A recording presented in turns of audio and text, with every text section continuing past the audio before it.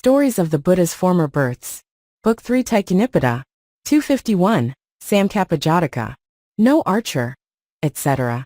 This story the master told at Jetavana, about a backsliding brother. A young nobleman, living in Savatthi, gave his heart to the doctrine of the treasures, and embraced the religious life. But one day, as he went his rounds in Savatthi, he happened to see a woman dressed in gay apparel. Passion sprang up in his heart. He became disconsolate. When his teachers, counselors, and friends saw him thus, they at once asked him the cause. Seeing that he longed to return to the world, they said to one another, "My friend, the master can remove the sins of those who are tormented by the sin of lust and the like, and by declaring the truths, he brings them to enjoy the fruition of sanctity. Come, let us lead him to the master." So to the master they brought him.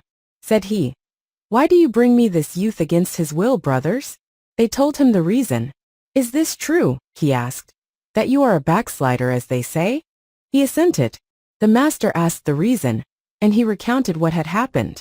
Said he, "O brother, it has happened before that these women have caused impurity to spring up even in pure beings, whose sins have been stayed by the power of ecstasy.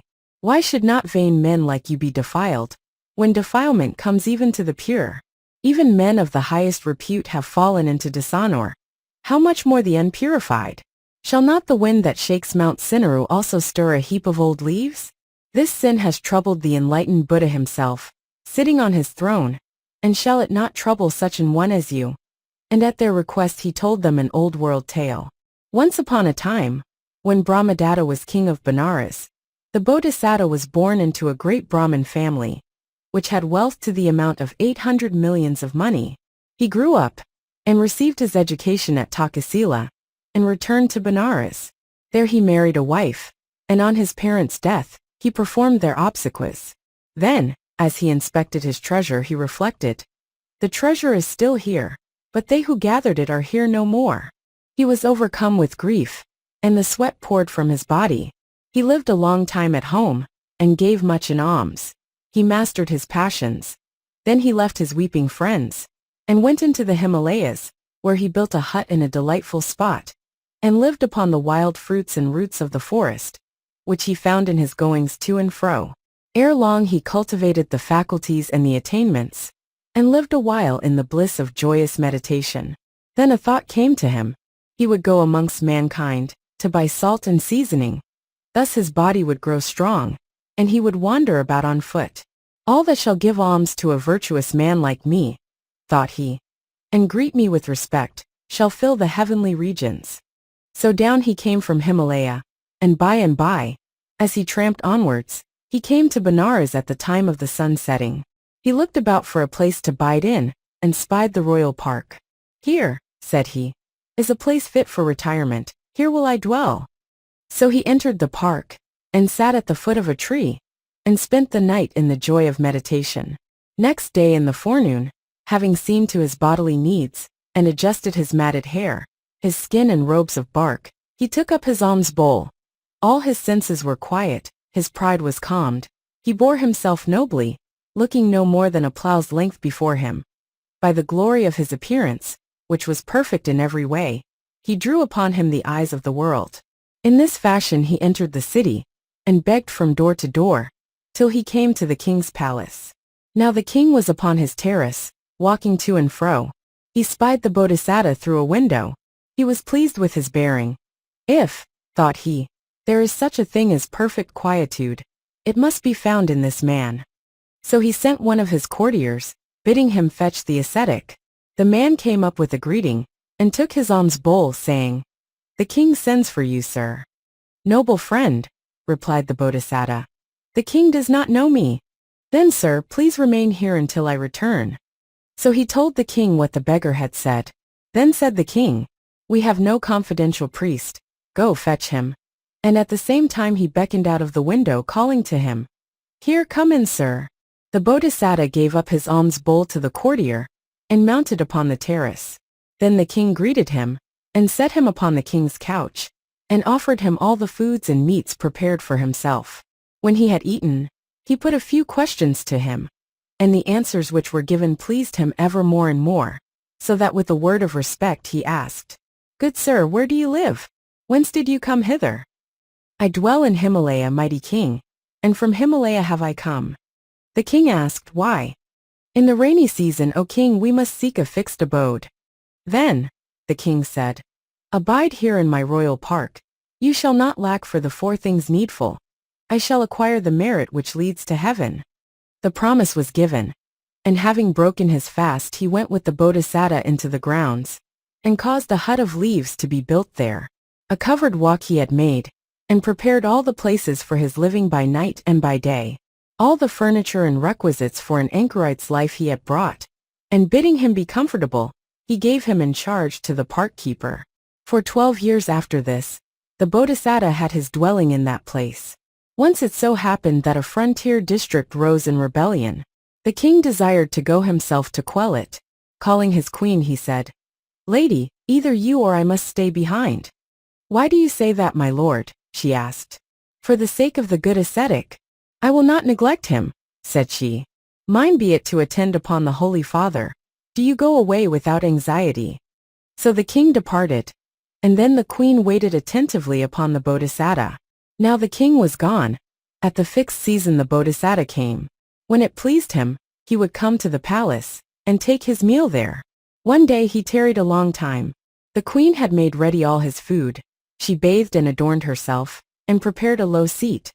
With a clean robe thrown loosely over her, she reclined, waiting for the Bodhisattva to come. Now the Bodhisattva noted the time of day. He took up his alms bowl, and passing through the air, came up to the great window. She heard his bark robes rustle, and as she rose hastily, her yellow dress slipped. The Bodhisattva let this unusual sight penetrate his senses, and looked upon her with desire. Then the evil passion that had been calmed by the power of his ecstasy rose as a cobra rises spreading his hood from the basket in which he is kept. He was like a milky tree struck by the axe. As his passion gained force, his ecstatic calm gave way, his senses lost their purity. He was as it were a crow with a broken wing. He could not sit down as before, and take his meal. Not though she begged him to be seated, could he take his seat. So the queen placed all the food together in his alms bowl.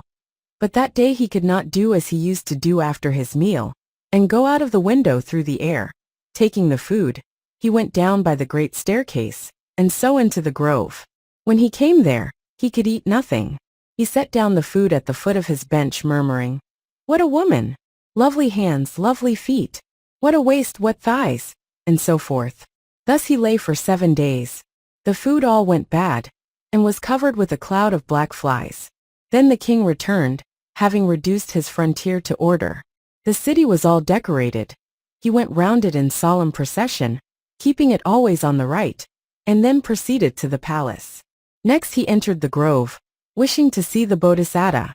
He noticed the dirt and rubbish about the hermitage, and thinking he must be gone, he pushed back the hut door, and stepped in. There lay the anchorite. He must be ill, thought the king. So he had the putrid food thrown away, and the hut set in order, and then asked, "What is the matter, sir?" "Sire, I am wounded."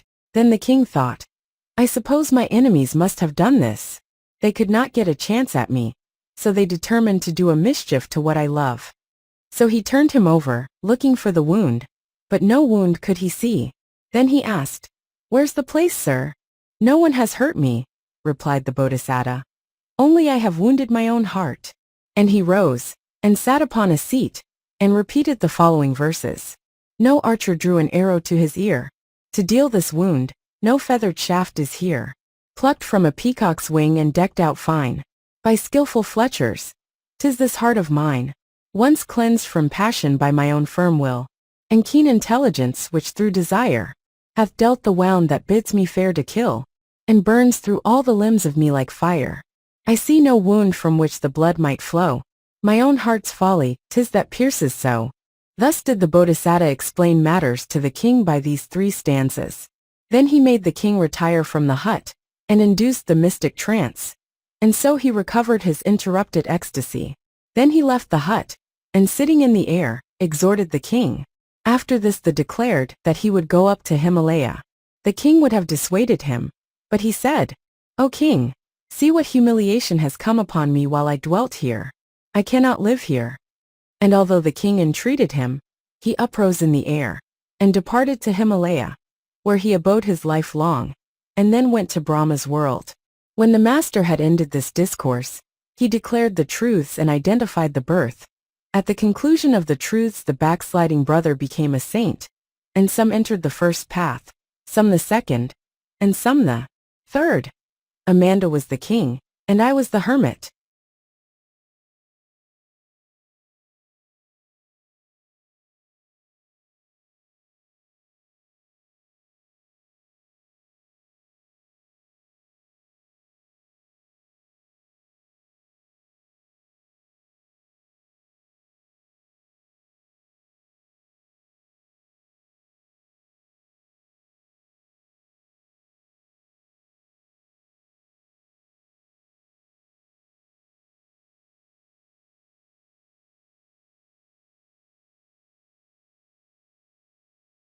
Stories of the Buddha's Former Births.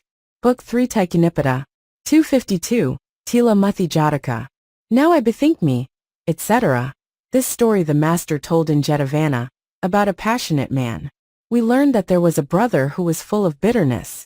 No matter how little was said to him, he fell in a rage and spoke roughly, showing wrath, hatred and mistrust. In the hall of truth the brethren discussed the matter. "Friend, how angry and bitter is brother so-and-so. He goes snapping about for all the world like salt in the fire. Though he has adopted this peaceful religion, yet he cannot even restrain his anger." The master heard this, and sent a brother to fetch the man in question. "Are you really as passionate as they say?" he asked. The man said he was. Then the master added, "This is not the first time, brethren, that this man has been passionate. He was just the same before." And he told them an old world tale. Once on a time, Brahmadatta the king of Benares had a son named Prince Brahmadatta. Now kings of former times, though there might be a famous teacher living in their own city, often used to send their sons to foreign countries afar off to complete their education, that by this means they might learn to quell their pride and high-mindedness, and endure heat or cold, and be made acquainted with the ways of the world. So did this king, calling his boy to him. Now the lad was 16 years old. He gave him 1 soled sandals, a sunshade of leaves, and 1,000 pieces of money, with these words, "My son, get you to Takasila and study there." The boy obeyed. He bade his parents farewell, and in due course arrived at Takasila. There he inquired for the teacher's dwelling, and reached it at the time when the teacher had finished his lecture, and was walking up and down at the door of the house. When the lad set eyes upon the teacher, he loosed his shoes, closed his sunshade, and with a respectful greeting stood still where he was. The teacher saw that he was weary, and welcomed the new corner. The lad ate, and rested a little. Then he returned to the teacher, and stood respectfully by him. "Where have you come from?" he asked. "From Benares." "Whose son are you?" "I am the son of the king of Benares." "What brings you here?" "I come to learn," replied the lad. "Well, have you brought a teacher's fee? Or do you wish to attend on me in return for teaching you?" "I have brought a fee with me." And with this he laid at the teacher's feet his purse of 1,000 pieces. The resident pupils attend on their teacher by day, and at night they learn of him. But they who bring a fee are treated like the eldest sons in his house, and thus they learn. And this teacher, like the rest, gave schooling to the prince on every light and lucky day. Thus the young prince was taught. Now one day, he went to bathe along with his teacher. There was an old woman, who had prepared some white seeds, and strewed them out before her. There she sat watching them. The youth looked upon these white seeds and desired to eat. He picked up a handful and ate them. "Yon fellow must be hungry," thought she, but she said nothing and sat silent. Next day the same thing happened at the same time. Again the woman said nothing to him. On the 3rd day he did it again. Then the old dame cried out, saying, "The great teacher is letting his pupils rob me." And uplifting her arms she raised a lamentation. The teacher turned back. "What is it, mother?" he asked. "Master, I have been parching some seeds, and your pupil took a handful and ate them. This he has done today, he did it yesterday, and he did it the day before. Surely he will eat me out of house and home. Don't cry, mother. I will see that you are paid." "Oh, I want no payment, master. Only teach your pupil not to do it again. See here then, mother, said he. And he caused two lads to take the young fellow by his two hands, and smote him thrice upon the back with a bamboo stick, bidding him take care not to do it again. The prince was very angry with his teacher. With a bloodshot glare, he eyed him from his head to foot. The teacher observed how angry he was, and how he eyed him. The youth applied himself to his work, and finished his courses. But the offense he hid away in his heart, and determined to murder his teacher. When the time came for him to go away, he said to him, "O my teacher, when I receive the kingdom of Benares, I will send for you. Then come to me, I pray." And so he exacted a promise most affectionately. He returned to Benares, and visited his parents, and showed proof of what he had learnt. Said the king, "I have lived to see my son again, and while I yet live, I will see the magnificence of his rule." So he made his son king in his stead. When the prince enjoyed the splendor of royalty, he remembered his grudge, and anger rose within him. "I will be the death of that fellow," he thought, and sent off a messenger to fetch his teacher. "I shall never be able to appease him while he is young," thought the teacher. So he came not. But when the prince's time of rule was half over, he thought he could appease him then. And he came, and stood at the king's door, and sent to say that the teacher from Takasila had arrived. The king was glad, and caused the Brahmin to be let in. Then his anger rose, and his eyes grew bloodshot. He beckoned to those about him. "Ha! The place which my teacher struck still hurts me today. He has come here with death written upon his forehead to die. Today his life must end." And he repeated the first two verses. "Now I bethink me for a few poor seeds in days of yore. You seized me by the arm, and beat me with a stick full sore. Brahmin, are you in love with death? And do you nothing fear, for seizing me and beating me, that now you venture here?" Thus he threatened him with death. As he heard, the teacher uttered the third verse. "The gently born who uses blows ungentleness to quell. This is right discipline, not wrath. The wise all know it well. And so, great king, understand this yourself. Know that this is no just cause for anger. Indeed, if you had not been taught this lesson by me, you would have gone on taking cakes and sweets, fruit, and the like, until you became covetous through these acts of theft. Then by degrees you would have been lured on to house-breaking, highway robbery, and murder about the villages. The end would have been that you would have been taken red-handed and haled before the king for a public enemy and a robber, and you would have come in fear of public punishment, when the king should say, 'Take this man, and punish him according to his crimes.' Whence could have come all this prosperity which you now enjoy? Is it not through me that you have attained to such magnificence?" Thus did his teacher talk over the king. And the courtiers who stood round, said when they heard his speech, "Of a truth, my lord, all your magnificence really belongs to your teacher." At once the king recognized the goodness of his teacher, and said to him, "All my power I give to you, my teacher. Receive the kingdom." But the other refused, saying, "No, my lord king. I have no wish for the kingdom." And the king sent to Takasila for the teacher's wife and family. He gave them great power, and made him the royal priest. He treated him like a father, and obeyed his admonitions. And after bestowing gifts and doing good deeds, he became destined for paradise. When the master had ended this discourse, he declared the truths. At the conclusion of the truths the passionate brother attained the fruit of the third path. And many others entered on the first or second or third. At that time the passionate brother was the king. But the teacher was I myself. "'Tis gentle to respect old age, red goose. Go where you will. I set your husband loose. Your mien shows breeding, and your clear calm eye. You must have left some noble family. What made you wish to leave your home and wealth? To be an anchorite for your soul's health." And adds yet this other, clad in a semblance of fair piety, but all deceitful, boldly forth leapt he, a babbler of vain sayings, mean and base, intemperate, the ruin of his race. The last four line occur in Sutta Nipata, verse 89. Previous thoughts of lust.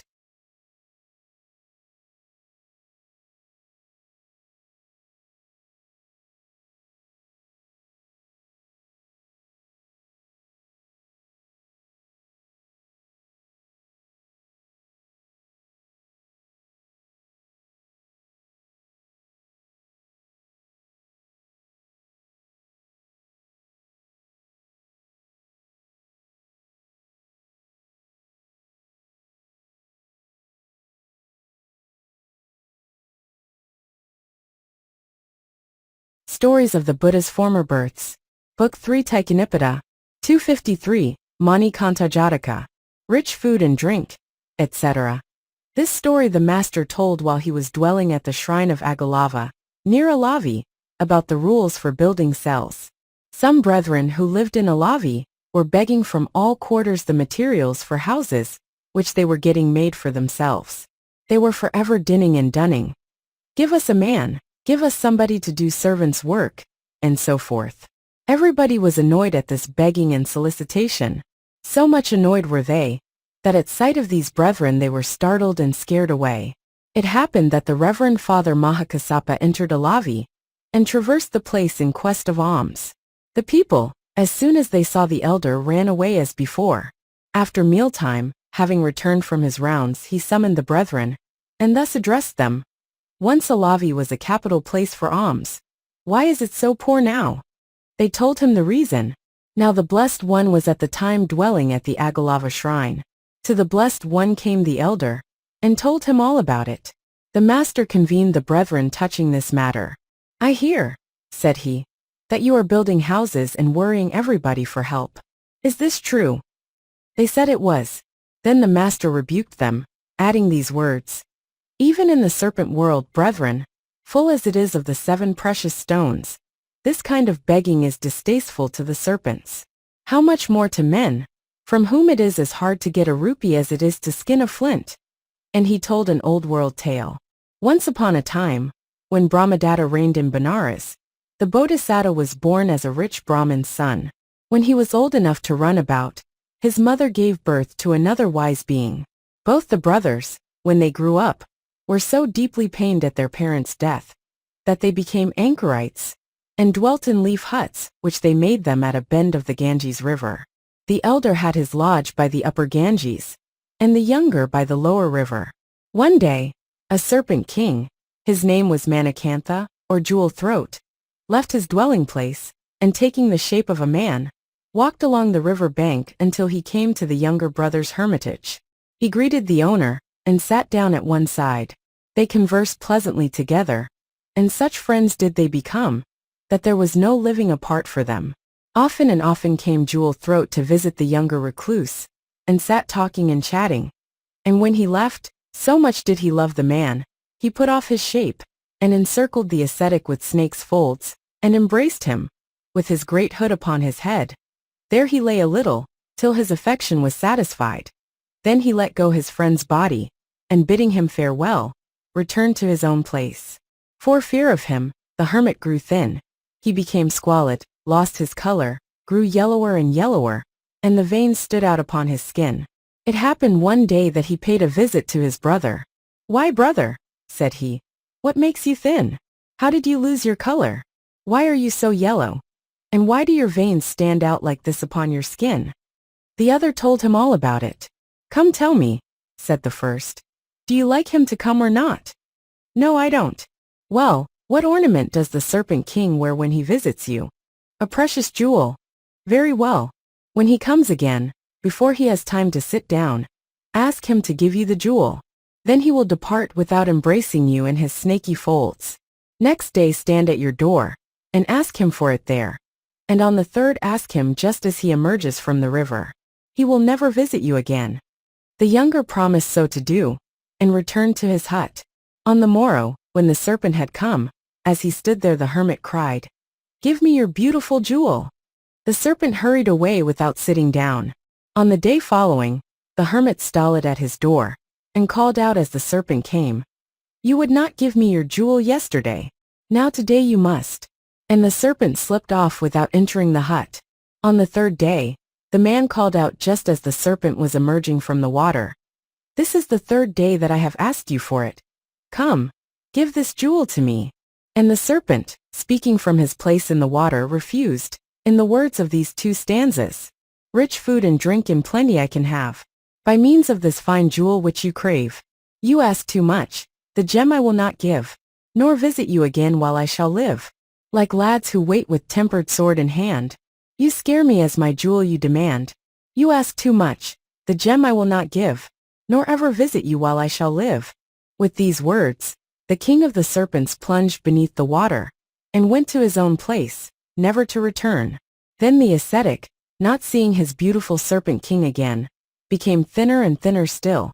He grew more squalid, lost his color worse than before, and grew more yellow, and the veins rose thicker on his skin.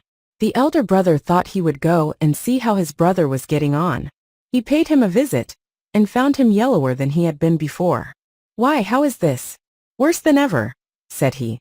His brother replied, "It is because I never see the lovely king of serpents."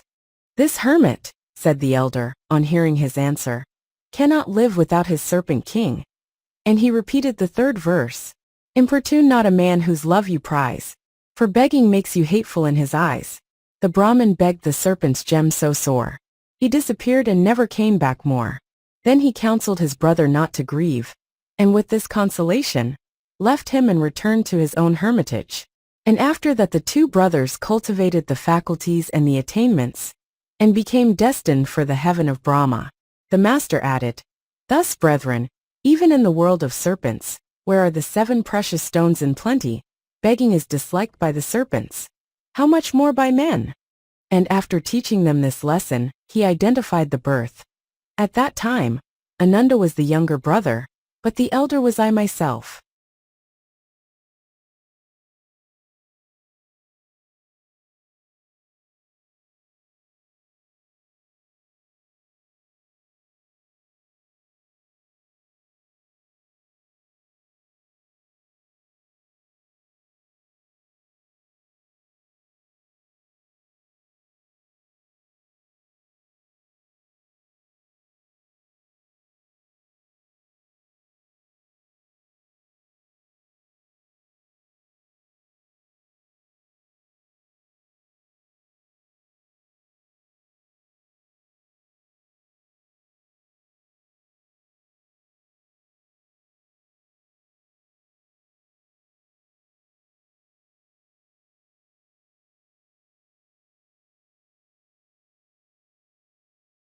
Stories of the Buddha's Former Births.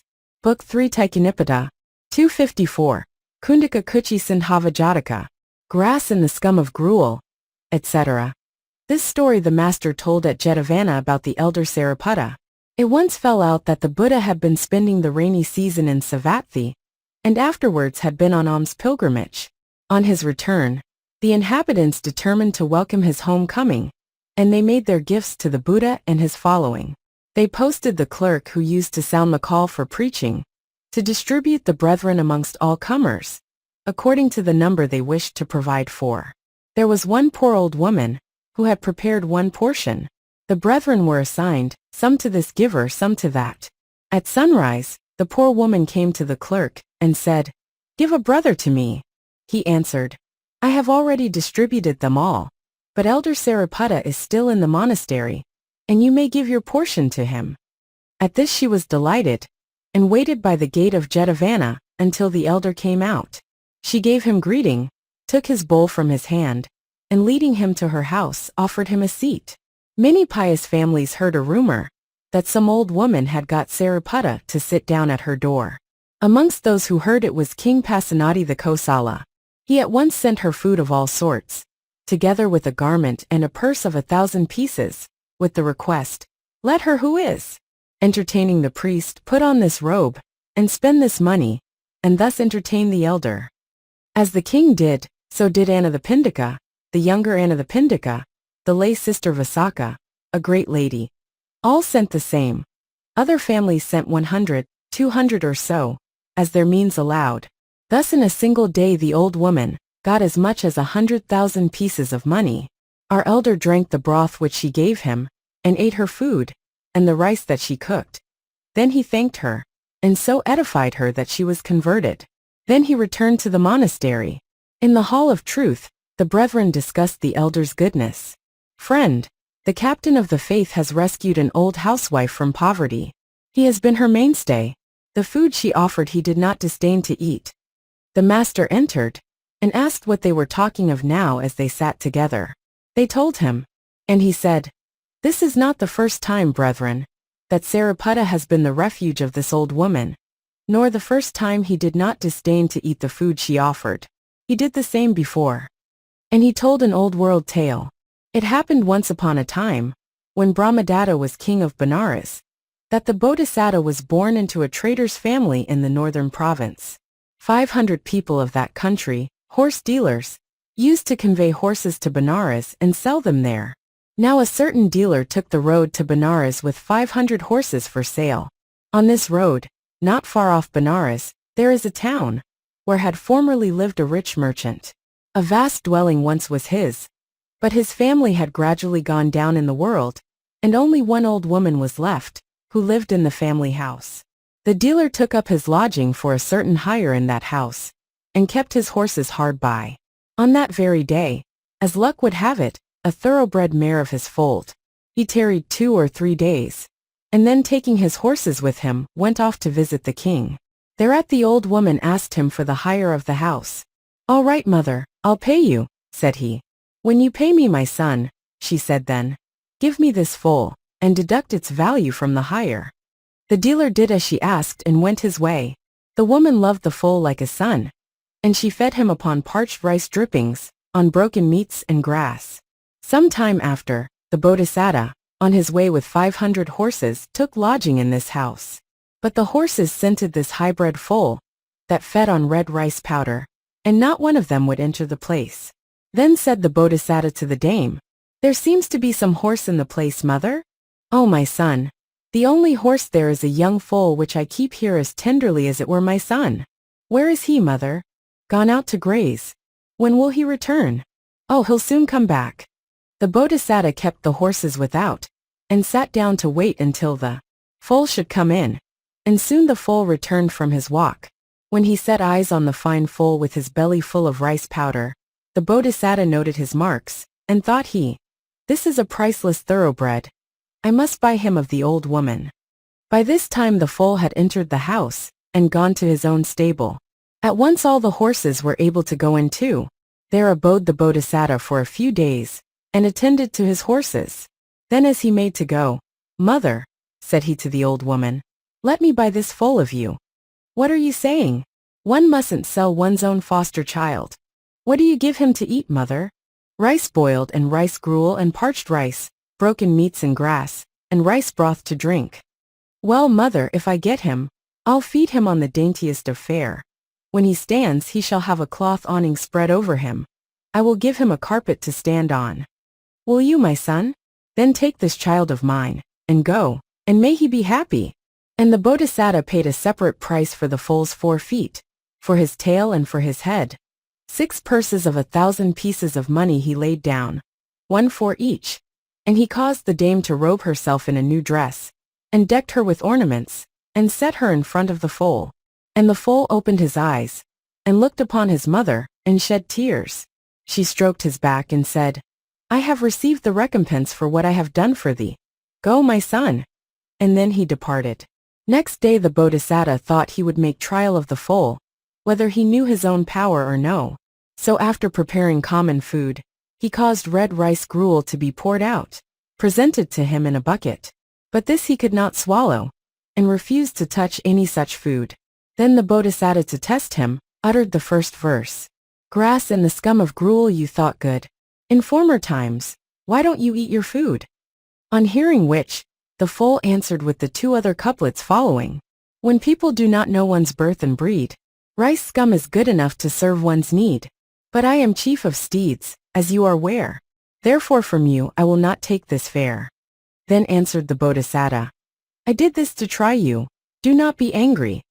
And he cooked the fine food and offered it to him. When he came to the king's courtyard, he set the 500 horses on one side, and on the other an embroidered awning, under which he laid a carpet, with a canopy of stuff over it, and here he lodged the foal. The king, coming to inspect the horses, asked why this horse was housed apart. "O king," was the reply, "if this horse be not kept apart he will let loose these others." "Is he a beautiful horse?" the king asked. "Yes, O king." "Then let me see his paces." The owner caparisoned him, and mounted on his back. Then he cleared the courtyard of men, and rode the horse about in it. The whole place appeared to be encircled with lines of horses, without a break. Then said the Bodhisattva, "See my horse's speed, O king!" and let him have his head. Not a man could see him at all. Then he fastened a red leaf upon the horse's flank, and they saw just the leaf. And then he rode him over the surface of a pond in a certain garden of the city. Over he went, and not even the tips of his hoofs were wet. Again, he galloped over lotus leaves, without even pushing one of them under water. When his master had thus showed off the steed's magnificent paces, he dismounted, clapped his hands, and held out one palm upwards. The horse got upon it, and stood on the palm of his master's hand, with his 4 feet close together. And the Bodhisattva said, "O mighty king, not even the whole circle of the ocean would be space enough for this horse to show off all his skill." The king was so pleased that he gave him the half of his kingdom. The horse he installed as his horse of state, sprinkling him with ceremonial water. Dear was he and precious to the king, and great honor was done him.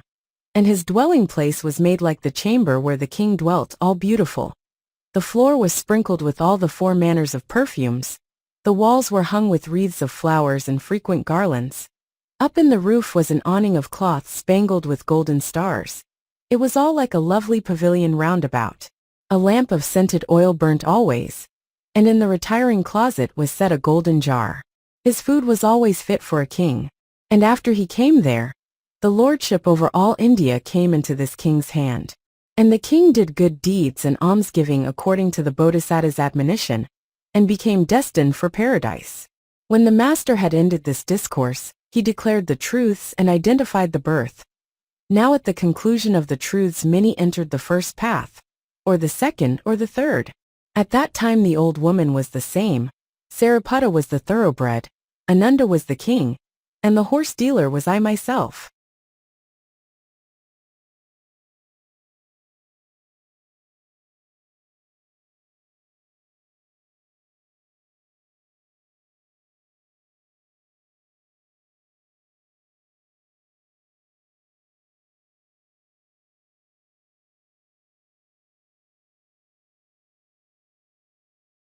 Stories of the Buddha's Former Births. Book 3 Taikkanipada. 253, Mani-Kantha Jataka. Rich food and drink, etc. This story the master told while he was dwelling at the shrine of Agalava, near Alavi, about the rules for building cells. Some brethren who lived in Alavi were begging from all quarters the materials for houses, which they were getting made for themselves. They were forever dinning and dunning. "Give us a man, give us somebody to do servant's work," and so forth. Everybody was annoyed at this begging and solicitation. So much annoyed were they, that at sight of these brethren they were startled and scared away. It happened that the Reverend Father Mahakassapa entered Alavi, and traversed the place in quest of alms. The people, as soon as they saw the elder, ran away as before. After mealtime, having returned from his rounds, he summoned the brethren, and thus addressed them. "Once Alavi was a capital place for alms. Why is it so poor now?" They told him the reason. Now the Blessed One was at the time dwelling at the Agalava shrine. To the Blessed One came the elder, and told him all about it. The master convened the brethren touching this matter. "I hear," said he, "that you are building houses and worrying everybody for help. Is this true?" They said it was. Then the master rebuked them, adding these words: "Even in the serpent world, brethren, full as it is of the 7 precious stones, this kind of begging is distasteful to the serpents. How much more to men, from whom it is as hard to get a rupee as it is to skin a flint?" And he told an old world tale. Once upon a time, when Brahmadatta reigned in Benares, the Bodhisattva was born as a rich Brahmin's son. When he was old enough to run about, his mother gave birth to another wise being. Both the brothers, when they grew up, were so deeply pained at their parents' death, that they became anchorites, and dwelt in leaf huts, which they made them at a bend of the Ganges River. The elder had his lodge by the upper Ganges, and the younger by the lower river. One day, a serpent king, his name was Mani-Kantha, or Jewel Throat, left his dwelling place, and taking the shape of a man, walked along the river bank until he came to the younger brother's hermitage. He greeted the owner, and sat down at one side. They conversed pleasantly together, and such friends did they become, that there was no living apart for them. Often and often came Jewel Throat to visit the younger recluse, and sat talking and chatting. And when he left, so much did he love the man, he put off his shape, and encircled the ascetic with snake's folds, and embraced him, with his great hood upon his head. There he lay a little, till his affection was satisfied. Then he let go his friend's body, and bidding him farewell, returned to his own place. For fear of him, the hermit grew thin. He became squalid, lost his color, grew yellower and yellower, and the veins stood out upon his skin. It happened one day that he paid a visit to his brother. "Why, brother," said he, "what makes you thin? How did you lose your color? Why are you so yellow? And why do your veins stand out like this upon your skin?" The other told him all about it. "Come tell me," said the first. "Do you like him to come or not?" "No, I don't." "Well, what ornament does the Serpent King wear when he visits you?" "A precious jewel." "Very well. When he comes again, before he has time to sit down, ask him to give you the jewel. Then he will depart without embracing you in his snaky folds. Next day stand at your door, and ask him for it there. And on the third ask him just as he emerges from the river. He will never visit you again." The younger promised so to do, and returned to his hut. On the morrow, when the serpent had come, as he stood there the hermit cried, "Give me your beautiful jewel." The serpent hurried away without sitting down. On the day following, the hermit stalled at his door, and called out as the serpent came, "You would not give me your jewel yesterday. Now today you must." And the serpent slipped off without entering the hut. On the third day, the man called out just as the serpent was emerging from the water, "This is the third day that I have asked you for it. Come, give this jewel to me." And the serpent, speaking from his place in the water, refused, in the words of these two stanzas, "Rich food and drink in plenty I can have, by means of this fine jewel which you crave. You ask too much, the gem I will not give, nor visit you again while I shall live. Like lads who wait with tempered sword in hand, you scare me as my jewel you demand. You ask too much, the gem I will not give, nor ever visit you while I shall live." With these words, the king of the serpents plunged beneath the water, and went to his own place, never to return. Then the ascetic, not seeing his beautiful serpent king again, became thinner and thinner still. He grew more squalid, lost his color worse than before, and grew more yellow, and the veins rose thicker on his skin. The elder brother thought he would go and see how his brother was getting on. He paid him a visit, and found him yellower than he had been before. "Why, how is this?" "Worse than ever," said he. His brother replied, "It is because I never see the lovely king of serpents." "This hermit," said the elder, on hearing his answer, "cannot live without his serpent king." And he repeated the third verse, "Importune not a man whose love you prize, for begging makes you hateful in his eyes." The Brahmin begged the serpent's gem so sore, he disappeared and never came back more. Then he counseled his brother not to grieve, and with this consolation, left him and returned to his own hermitage. And after that the two brothers cultivated the faculties and the attainments, and became destined for the heaven of Brahma. The master added, "Thus, brethren, even in the world of serpents, where are the 7 precious stones in plenty, begging is disliked by the serpents. How much more by men?" And after teaching them this lesson, he identified the birth.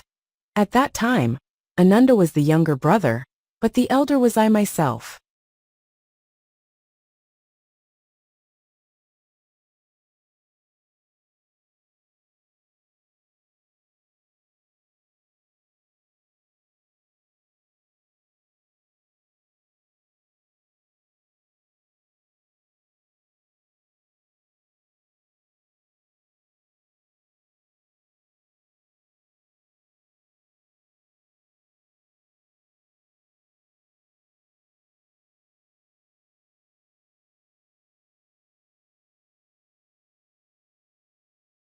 Stories of the Buddha's Former Births. Book 3 Taikkanipada. 256. Jarudapana Jataka. Some merchants, etc. This story the master told while living at Jetavana, about some traders whose home was at Savatthi. The tradition is that these men had acquired wares in Savatthi, which they loaded on carts. When the time came for them to set about their business, they gave an invitation to the Blessed One, and offered him rich alms. They received the refuges, were strengthened in the precepts, and took their leave of the master with these words, "Sir, we are going a long way. When we have parted with our wares, If we are fortunate and return in safety, we will come and wait upon you again." Then they set off on their journey. In a difficult part of their road, they observed a disused well. There was no water in it that they could see, and they were athirst, so they resolved to dig deeper. As they dug, they came upon successive layers of minerals of all sorts, from iron to lapis lazuli. This find contented them. They filled their wagons with these treasures, and got back safe to Savatthi. They stowed away the treasure which they had brought, and then bethought them that having been so lucky they would give food to the brotherhood. So they invited the Blessed One, and made him presents. And when they had respectfully greeted him, and sat down on one side, they recounted how they had found their treasure. Said he, "You, good layman, are content with your find, and accept your wealth and your livelihood with all moderation. But in other days there were men not content, immoderate, who refused to do as wise men advised them, and so lost their life." And he told at their request an old world tale. Once on a time, when Brahmadatta was reigning in Benares, the Bodhisattva was born into the family of a businessman, and grew up to be a great merchant. At one time he had filled his wagons with goods, and in company with a large caravan, he came to this very same wood, and saw this very same well. No sooner had the traders seen it, than they wanted to drink, and began to dig. And as they dug they came upon a quantity of metal and gems. But though they got a great deal of treasure, they were discontented. There must be another treasure here, better than this, they thought, and they dug and dug. Then said the Bodhisattva to them, "Merchants, greed is the root of destruction. Ye have won a great deal of wealth. With this be ye content, and dig no more." But they digged yet the more notwithstanding. Now this well was haunted by serpents. The Serpent King, incensed at the falling of clods and earth, slew them with the breath of his nostrils, all saving the Bodhisattva, and destroyed them. And he came up from the serpent world, and put the oxen to the carts, filled them with jewels, and seating the Bodhisattva upon a fine wagon, he made certain young serpents drive the carts, and brought him to Benares. He led him into his house, set the treasure in order, and went away again to his own place in the serpent land. And the Bodhisattva spent his treasure, so that he made much stir throughout all India by his almsgiving, and having undertaken the deeds of virtue, and kept the holy day, at the end of his life he came to paradise. The master, after telling this tale, in his perfect wisdom, uttered the following lines. Some merchants wanting water dug the ground, in an old well, and there a treasure found. Tin, iron, copper, lead, silver and gold, beryls and pearls and jewels manifold. But not content, still more they did desire, and fiery serpents slew them all with fire. Dig if thou wilt, but dig not to excess, for too much digging is a wickedness. Digging bestowed a treasure on these men, but too much digging lost it all again. When the master had finished this discourse he identified the birth. At that time, Sariputta was the Serpent King, and the master of the caravan was I myself.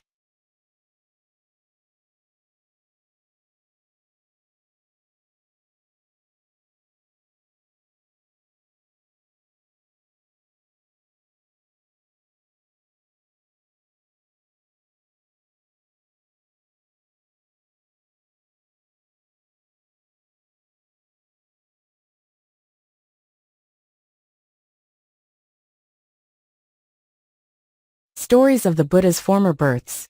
Book 3 Taikkanipada. 257. Gamani-Canda Jataka. It is not a clever builder, etc. This story the master told while sojourning at Jetavana, about the praise of wisdom. In the hall of truth sat the brethren, praising the wisdom of the Buddha. The Blessed One has wisdom great and wide, wisdom witty and quick, wisdom sharp and penetrating. He excels this world and the world of gods in wisdom. The master entered, and asked what they were talking of now as they sat there. They told him. He answered, "This is not the first time, brethren, that the Blessed One has been wise. He was the same before." And he told an old world tale. Once upon a time, brethren, when Janasandha was reigning in Benares, the Bodhisattva came to life as the son of his chief queen. His face was resplendent, wearing a look of auspicious beauty, like a golden mirror well polished. On the day of his naming they called him Adasa Mukha, Prince Mirror Face. Within the space of 7 years his father caused him to be taught the 3 Vedas, and all the duties of this world. And then he died, when the lad was 7 years old. The courtiers performed the king's obsequies with great pomp, and made the offerings for the dead. And on the 7th day they gathered together in the palace court, and talked together. The prince was very young, they thought, and he could not be made king. Before they made him king, they would test him. So they prepared a court of justice and set a divan. Then they came into the prince's presence, and said they, "You must come, my lord, to the law court." To this the prince agreed, and with a great company he repaired thither, and sat upon the dais. Now at the time when the king sat down for judgment, the courtiers had dressed up a monkey, in the garb of a man who is skilled in the lore, which tells what are good sites for a building. They made him go upon 2 feet, and brought him into the judgment hall. "My lord," said they, "in the time of the king your father this man was one who divined by magic as to desirable sights, and well did he know his art. Down in the earth as deep as 7 cubits he can see a fault. By his help there was a place chosen for the king's house. Let the king provide for him, and give him a post." The prince scanned him from head to foot. "This is no man but a monkey," he thought. "And monkeys can destroy what others have made, but of themselves can neither make anything nor carry out such a thing." And so he repeated the first stanza to his court. "It is not a clever builder, but an ape with a wrinkled face. He can destroy what others make, that is the way of his race." "It must be so, my lord," said the courtiers, and took him away. But after a day or 2 they dressed this same creature in grand clothes, and brought him again to the judgment hall. "In the king your father's time, my lord, this was a judge who dealt justice. Him should you take to help you in the awarding of justice." The prince looked at him. Thought he, "A man with mind and reason is not so hairy as all that. This witless ape cannot dispense justice." And he repeated the second stanza. "There's no wit in this hairy creature. He breeds no confidence. He knows not, as my father taught. The animal has no sense. So it must be, my lord," said the courtiers, and led him away. Yet once again did they dress up the very same monkey, and bring him to the hall of judgment. "Sire," said they, "in the time of the king your father this man did his duty to father and mother, and paid respect to old age in his family. Him you should keep with you." Again the prince looked at him, and thought, "Monkeys are fickle of mind, such a thing they cannot do." And then he repeated the third stanza. "One thing Dasaratha has taught me, no help such a creature would send, to father or mother, to sister or brother, or any who call him friend." "So must it be, my lord," answered they, and took him away again. And they said amongst themselves, "'Tis a wise prince, he will be able to rule." And they made the Bodhisattva king. And throughout the city by beat of drum they made proclamation, saying, "The edicts of King Mirror Face." From that time the Bodhisattva reigned righteously, and his wisdom was noised abroad throughout all India. To show forth the matter of this wisdom of his, these 14 problems were brought to him to decide. An ox, a lad, a horse, a basket knight, a squire, a light o' love, and a young dame, a snake, a deer, a partridge, and a sprite, a snake, ascetics, a young priest I name. This happened as we shall now explain. When the Bodhisattva was inaugurated king, a certain servant of King Janasandha, named Gamani-Canda, thus considered within himself, "This kingdom is glorious if it be governed by 8 of those who are of an age with the king. Now I am old, and I cannot wait upon a young prince, so I will get me a living by farming in the country." So he departed from the city a distance of 3 leagues, and abode in a certain village. But he had no oxen for farming, and so, after rain had fallen, he begged the loan of 2 oxen from a friend. All day long he plowed with them, and then he gave them grass to eat, and went to the owner's house to give them back again. At the moment it happened that the owner sat at meat with his wife, and the oxen entered the house quite at home. As they entered, the master was raising his plate, and the wife putting hers down. Seeing that they did not invite him to share the meal, Gamani-Canda departed without formally making over the oxen. During the night, thieves broke into the cow pen, and stole the oxen away. Early on the morrow, the owner of these oxen entered the cow shed, but cattle there were none. He perceived that they had been stolen away by thieves. "I'll make Gamani pay for it," thought he, and to Gamani he went. "I say, return me my oxen," cried he. "Are not they in their stall? Now did you return them to Met?" "No, I didn't." "Here's the king's officer, come along." Now this people have a custom that they pick up a bit of stone or a potsherd, and say, "Here's the king's officer. Come along." If any man refuses to go, he is punished. So when Gamani heard the word officer, he went along. So they went together towards the king's court. On the way, they came to a village where dwelt a friend of Gamani's. Said he to the other, "I say, I'm very hungry.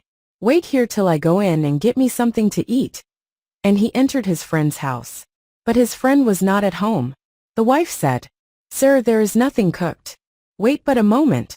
I will cook at once and set before you."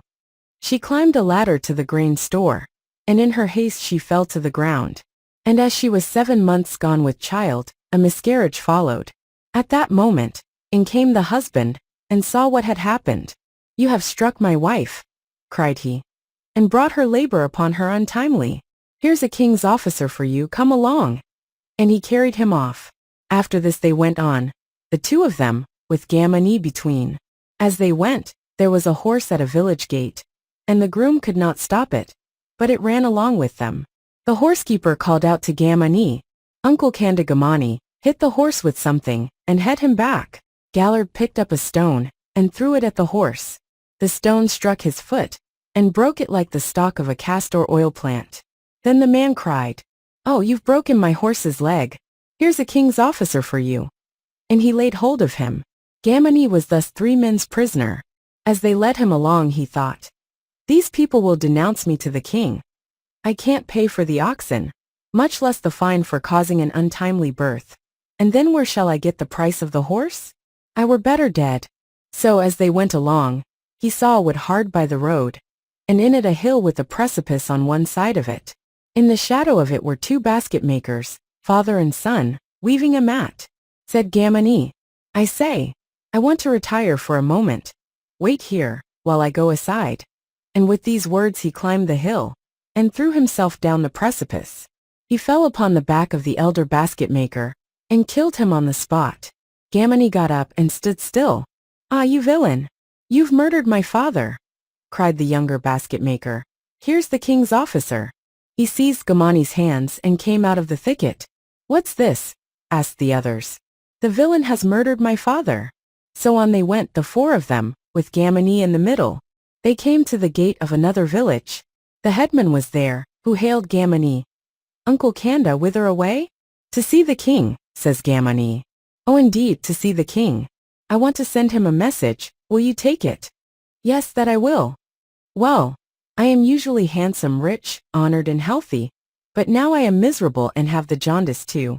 Ask the king why this is. He is a wise man, so they say. He will tell you, and you can bring me his message again." To this the other agreed. At another village a light o' love called out to him, "Whither bound, Uncle Kanda, for?" "To see the king," says he. "They say the king is a wise man. Take him a message from me," says the woman. "Aforetime I used to make great gains. Now I don't get the worth of a betel nut, and nobody courts me. Ask the king how this may be, and then you can tell me." At a third village, there was a young woman who told Gamani, "I can live neither with my husband nor with my own family. Ask the king how this is, and then tell me." A little further on there was a snake living in an ant hill near the road. He saw Gamani, and called out, "Whither away, Kanda?" "To see the king. The king is wise. Take him a message from me. When I go out to get my food, I leave this ant hill faint and famishing, and yet I fill the entrance hole with my body, and I get out with difficulty, dragging myself along. But when I come in again, I feel satisfied and fat, yet I pass quickly through the hole without touching the sides. How is this? Ask the king, and bring me his answer." And further on a deer saw him, and said, "I can't eat grass anywhere but underneath this tree. Ask the king the reason." And again a partridge said, "When I sit at the foot of this ant heap, and utter my note, I can make it prettily, but nowhere else. Ask the king why." And again, a tree spirit saw him and said, "Whither away, Kanda?" "To the king. The king's a wise man, they say. In former times I was highly honored. Now I don't receive so much as a handful of twigs." Ask the king what the reason is. And further on again he was seen by a serpent king, who spoke to him thus. The king is said to be a wise man. Then ask him this question. Heretofore the water in this pool has been clear as crystal. Why is it that now it has become turbid with scum all over it? Further on, not far from a town, certain ascetics who dwelt in a park saw him, and said in the same way, They say the king is wise. Of yore there were in this park sweet fruits in plenty, now they have grown tasteless and dry. Ask him what the reason is. Further on again, he was accosted by some Brahmin students who were in a hall at the gate of a town. They said to him, Where are you going, Kanda? To the king, says Kanda. Then take a message for us. Till now, whatever passage we learnt was bright and clear. Now it does not stay with us, it is not understood, but all is darkness. It is like water in a leaky jar. Ask the king what the reason is. Gamani-Canda came before the king with his 14 questions. When the king saw him he recognized him. This is my father's servant, who used to dandle me in his arms. Where has he been living all this time? And Kanda, said he, where have you been living all this time? We have seen nothing of you for a long while. What brings you here? Oh my lord, when my lord the late king went to heaven, I departed into the country and kept myself by farming. Then this man summoned me for a suit regarding his cattle, and here he has brought me. If you had not been brought here, you had never come. But I'm glad that you were brought anyhow. Now I can see you. Where is that man? Here, my lord. It is you that summoned our friend Kanda? Yes, my lord. Why? He refuses to give back my pair of oxen. Is this so, Kanda? Hear my story too, my lord, said Kanda, and told him the whole. When he had heard the tale, the king accosted the owner of the oxen. Did you see the oxen? Said he, entering the stall. No, my lord, the man replied. Why, man, did you never hear my name? They call me King Mirror-Face. Speak out honestly. I saw them, my lord, said he. Now, Kanda, said the king, you failed to return the oxen, and therefore you are his debtor for them. But this man, in saying that he had not seen them, told a direct lie. Therefore you with your own hands shall pluck his eyes out, and you shall yourself pay him 24 pieces of money, as the price of the oxen. Then they led the owner of the oxen out of doors. If I lose my eyes, what do I care for the money? Thought he. And he fell at Gamani's feet, and besought him, O Master Kanda, keep those 24 pieces and take these too. And he gave him other pieces and ran away. The second man said, My lord, this fellow struck my wife, and made her miscarry. Is this true, Kanda? Asked the king. Kanda begged for a hearing, and told the whole story. Did you really strike her and cause her to miscarry? Asked the king. No, my lord. I did no such thing. Now can you? To the other. Can you heal the miscarriage which he has caused? No, my lord, I cannot. Now, what do you want to do? I ought to have a son, my lord. Now then, Kanda, you take the man's wife to your house, and when a son shall be born to you, hand him over to the husband. Then this man also fell at Kanda's feet, crying, Don't break up my home, master. Threw down some money, and made off. The third man then accused Kanda of laming his horse's foot. Kanda as before told what had happened. Then the king asked the owner, Did you really bid Kanda strike the horse and turn him back? No, my lord, I did not. But on being pressed, he admitted that he had said so. This man, said the king, has told a direct lie, in saying that he did not tell you to head back the horse. You may tear out his tongue, and then pay him 1,000 pieces for the horse's price, which I will give you. But the fellow even gave him another sum of money, and departed. Then the basket-maker's son said, This fellow is a murderer, and he killed my father. Is it so, Kanda? Asked the icing. Hear me, my lord, said Kanda, and told him about it. Now what do you want? Asked the king. My lord, I must have my father. Kanda, said the king, this man must have a father, but you cannot bring him back from the dead. Then take his mother to your house, and do you be a father to him. Oh, master, cried the man, don't break up my dead father's home. He gave Gamani a sum of money and hurried away. Thus Gamani won his suit, and in great delight he said to the king, My lord, I have several questions for you from several persons. May I tell you them? Say on, said the king. So Gamani told them all in reverse order, beginning with the young Brahmins. The king answered them in turn. To the first question he answered. In the place where they lived there used to be a crowing cock that knew the time. When they heard his crow, they used to rise up and repeat their texts until the sun rose, and thus they did not forget what they learnt. But now there is a cock that crows out of season. He crows at dead of night, or in broad day. When he crows in the depth of night, up they rise, but they are too sleepy to repeat the text. When he crows in broad day, they rise up, but they have not the chance to repeat their texts. Thus it is that whatever they learn they soon forget. To the second question he answered. Formerly these men used to do all the duties of the ascetic, and they induced the mystic trance. Now they have neglected the ascetic's duties, and they do what they ought not to do. The fruits which grow in the park they give to their attendants. They live in a sinful way, exchanging their alms. This is why this fruit does not grow sweet. If they once more with one consent do their duty as ascetics, again the fruit will grow sweet for them. Those hermits know not the wisdom of kings. Tell them to live the ascetic life. He heard the third question and answered. Those serpent chiefs quarrel one with another, and that is why the water becomes turbid. If they make friends as before, the water will be clear again. After hearing the fourth, the tree spirit, said he, used formerly to protect men passing through the wood, and therefore she received many offerings. Now she gives them no protection, and so she receives no offerings. If she protects them as before, she will receive choice offerings again. She knows not that there are kings in the world. Tell her, then, to guard the men who go up into that wood. And on hearing the fifth, under the ant hill where the partridge finds himself able to utter a pleasant cry is a crock of treasure. Dig it up and get it. To the sixth he answered. On the tree under which the deer found he could eat grass, is a great honeycomb. He craves the grass on which this honey has dropped, and so he can eat no other. You get the honeycomb, send the best of it to me, and eat the rest yourself. Then on hearing the seventh, under the snake's ant heap lies a large treasure crock, and there he lives guarding it. So when he goes out, from greed for this treasure his body sticks fast.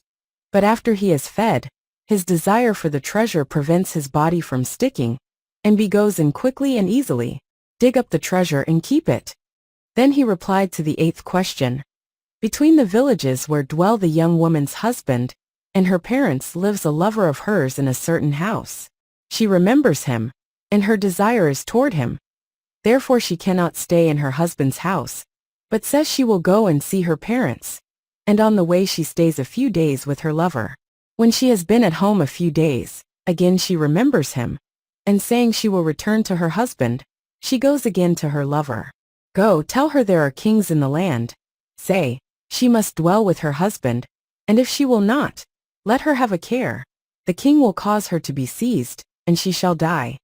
He heard the ninth, and to this he said, the woman used formerly to take a price from the hand of one, and not to go with another until she was off with him, and that is how she used to receive much.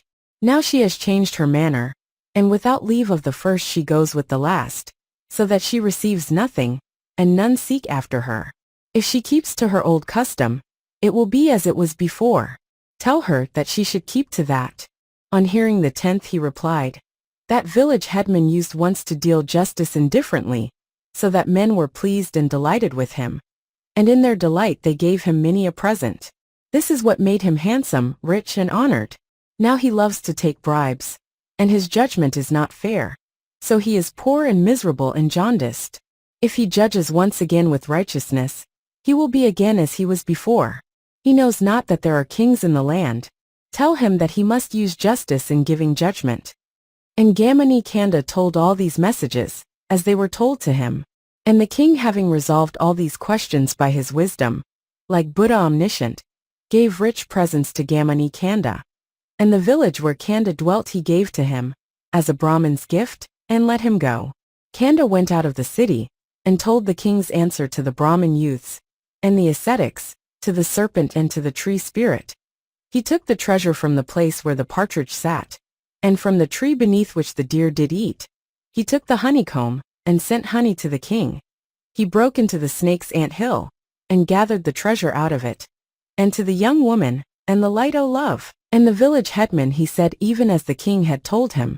Then he returned to his own village, and dwelt there so long as he lived, and afterward passed away to fare according to his deserts. And King Mirror-Face also gave alms, and wrought goodness, and finally after his death went to swell the hosts of heaven.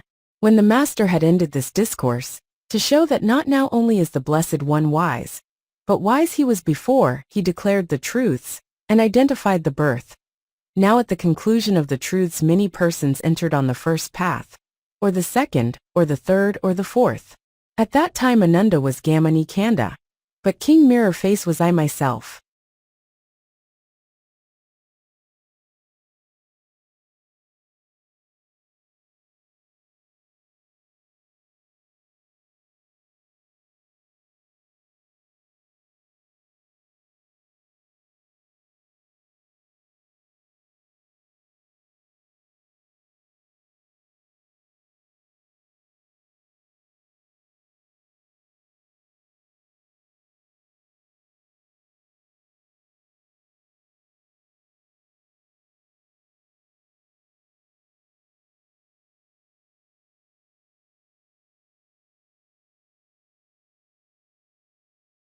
Stories of the Buddha's Former Births.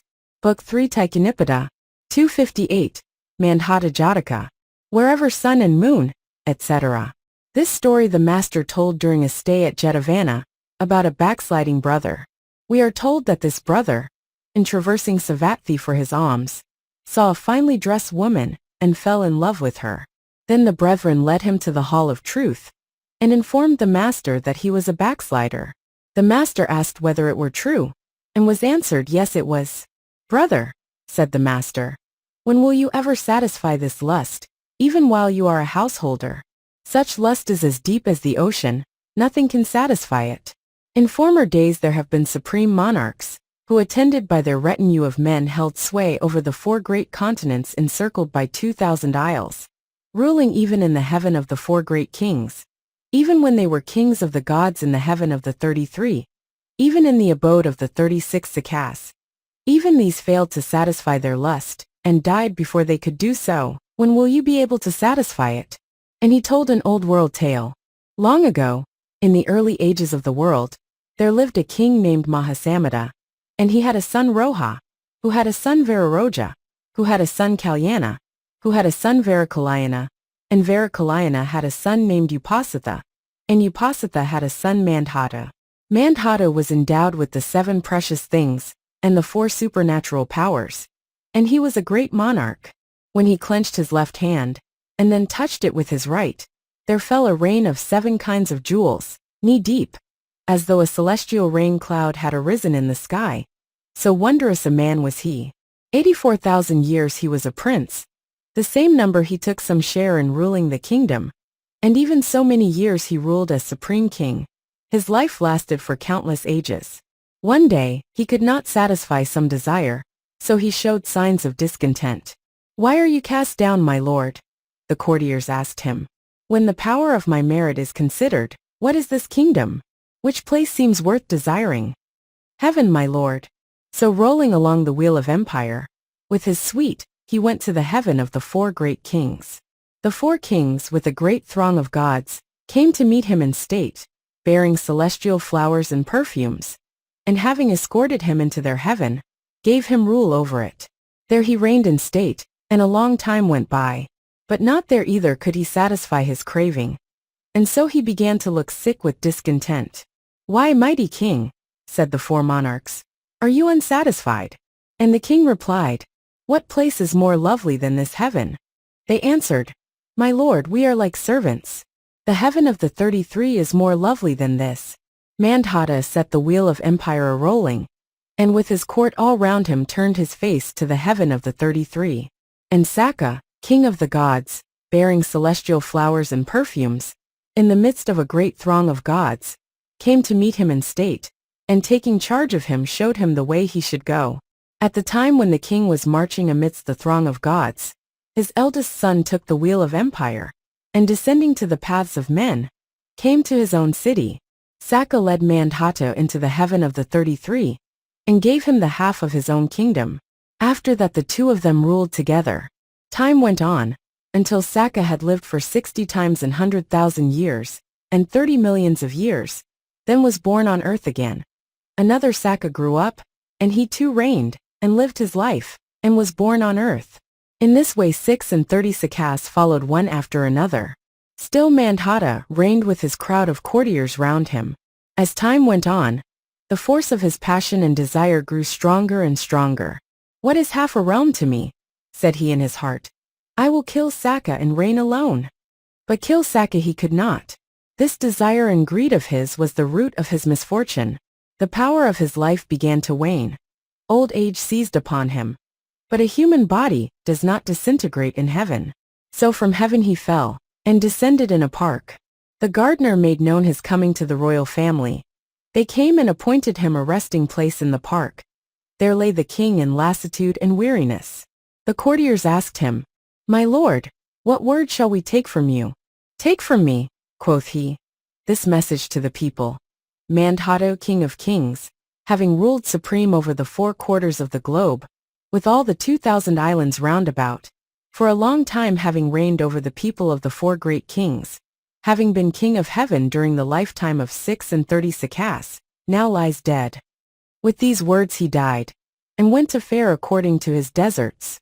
This tale ended, the master became perfectly enlightened, and uttered the following stanzas. "Wherever sun and moon their courses run, all are Mandhatu's servants every one. Where'er earth's quarters see the light of day, their king Mandhatu holds imperial sway. Not though a rain of coins fall from the sky, could anything be found to satisfy. Pain is desire, and sorrow is unrest. He that knows this is wise, and he is blessed. Where longing is, there pleasure takes him wings. Even though desire be set on heavenly things. Disciples of the very Buddha try to crush out all desire eternally." When the master had ended this discourse, he declared the 4 truths, and identified the birth. At the conclusion of the truths the backsliding brother and many others attained to the fruit of the first path. At that time, I was the great King Mandhatu.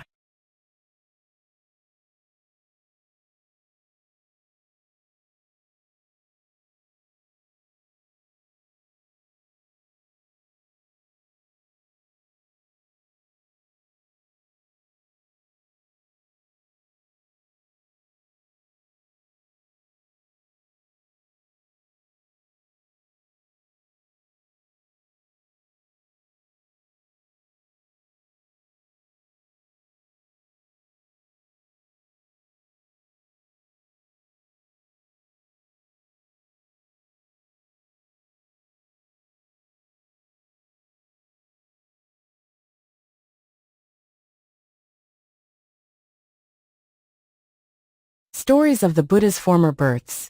Book 3 Taikanippada. 259, Tiritavaccha Jataka. When all alone, etc. This story the master told whilst living at Jetavana, about the gift of 1,000 garments. How the Reverend Ananda received 500 garments from the women of the household of the king of Kosala, and 500 from the king himself. The circumstances have been described above, in the Sagala birth, of the 2nd book. Once on a time, while Brahmadatta was king of Benares, the Bodhisattva was born as the son of a Brahmin in Kasi. On his name day they called him Master Tiritavaccha. In due time he grew up, and studied at Takasila. He married and settled down, but his parents' death so distressed him that he became an ascetic, and lived in a woodland dwelling, feeding upon the roots and fruits of the forest. Whilst he lived there, arose a disturbance on the frontiers of Benares. The king repaired thither, but was worsted in the fight. Fearing for his life, he mounted an elephant, and fled away covertly through the forest. In the morning, Tiritavaccha had gone abroad to gather wild fruit, and meanwhile the king came upon his hut. "A hermit's hut," quoth he. Down he came from his elephant, weary with wind and sun, and athirst. He looked about for a water pot, but none could he find. At the end of the covered walk he spied a well, but he could see no rope and bucket for the drawing of water. His thirst was too great to bear. He took off the girth which passed under the elephant's belly, made it fast on the edge, and let himself down into the well. But it was too short, so he tied on to the end of it his lower garment, and let himself down again. Still he could not reach the water. He could just touch it with his feet. He was very thirsty. If I can but quench my thirst, thought he, death itself will be sweet. So down he dropped, and drank his fill. But he could not get up again. So he remained standing there in the well. And the elephant, so well trained was he, stood still, waiting for the king. In the evening, the Bodhisattva returned, laden with wild fruits, and espied the elephant. I suppose, thought he, the king is come. But nothing is to be seen save the armed elephant. What's to do? And he approached the elephant, which stood and waited for him. He went to the edge of the well, and saw the king at the bottom. Fear nothing, O king, he called out. Then he placed a ladder, and helped the king out. He chafed the king's body, and anointed him with oil. After which he gave him of the fruits to eat, and loosed the elephant's armor. 2 or 3 days the king rested there. Then he went away, after making the Bodhisattva promise to pay him a visit. The royal forces were encamped hard by the city, and when the king was perceived coming, they flocked around him. After a month and half a month, the Bodhisattva returned to Benares, and settled in the park. Next day he came to the palace to ask for food. The king had opened a great window, and stood looking out into the courtyard. And so seeing the Bodhisattva, and recognizing him, he descended and gave him greeting. He led him to a dais, and set him upon the throne under a white umbrella. His own food the king gave him to eat, and ate himself of it. Then he took him to the garden, and caused a covered walk and a dwelling to be made for him, and furnished him with all the necessaries of an ascetic. Then giving him in charge of a gardener, he bade farewell, and departed. After this, the Bodhisattva took his food in the king's dwelling. Great was the respect and honor paid to him. But the courtiers could not endure it. If a soldier, said they, were to receive such honor, how would he behave? They betook them to the viceroy. My lord, our king is making too much of an ascetic. What can he have seen in the man? You speak with the king about it. The viceroy consented, and they all went together before the king. And the viceroy greeted the king, and uttered the first stanza. There is no wit in him that I can see. He is no kinsman nor a friend of thee. Why should this hermit with 3 bits of wood, Tiritavaccha, have such splendid food? The king listened. Then he said, addressing his son, My son, you remember how once I went to the marches, and how I was conquered in war, and came not back for a few days. I remember, said B. This man saved my life, said the king. And he told him all that had happened. Well, my son, now that this my preserver is with me, I cannot requite him for what he has done, not even were I to give him my kingdom. And he recited the 2 stanzas following. When all alone in a grim thirsty wood, he and no other tried to do me good. In my distress he lent a helping hand. Half dead he drew me up and made me stand. By his soul doing I returned again, out of death's jaws back to the world of men. To recompense such kindness is but fair. Give a rich offering, nor stint his share. So spake the king, as though he were causing the moon to rise up in the sky. And as the virtue of the Bodhisattva was declared, so was declared his own virtue everywhere. And his takings increased and the honor shown to him. After that neither his viceroy, nor his courtiers, nor anyone else durst say anything against him to the king. The king abode in the Bodhisattva's admonition, and he gave alms and did good, and at the last went to swell the hosts of heaven. And the Bodhisattva, having cultivated the perfections and the attainments, became destined to the world of Brahma. Then the master added, Wise men of old gave help too. And having thus concluded his discourse, he identified the birth as follows. Ananda was the king, and I was the hermit.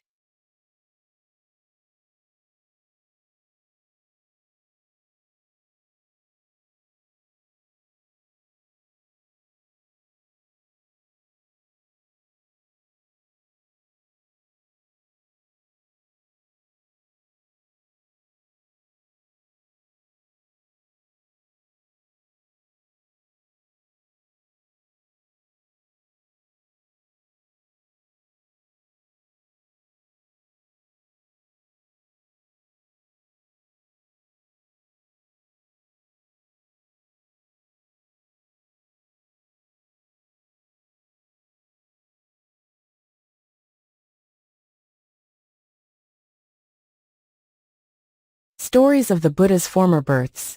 Book 3 Taikkanipada, 260 Duta Jataka.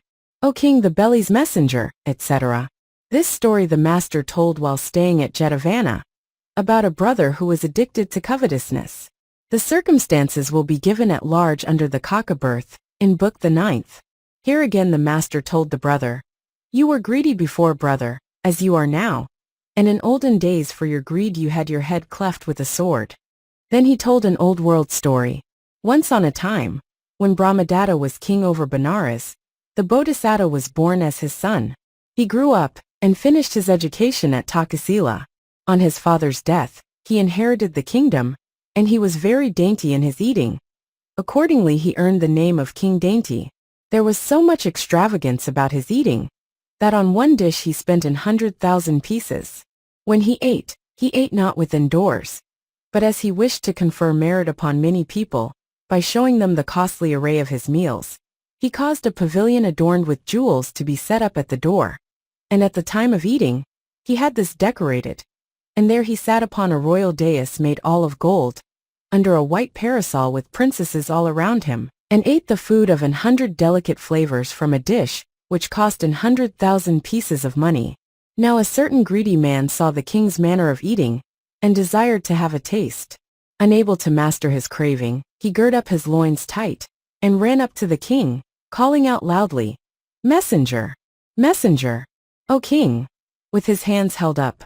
At that time and in that nation, if a man called out "Messenger," no one would stay him.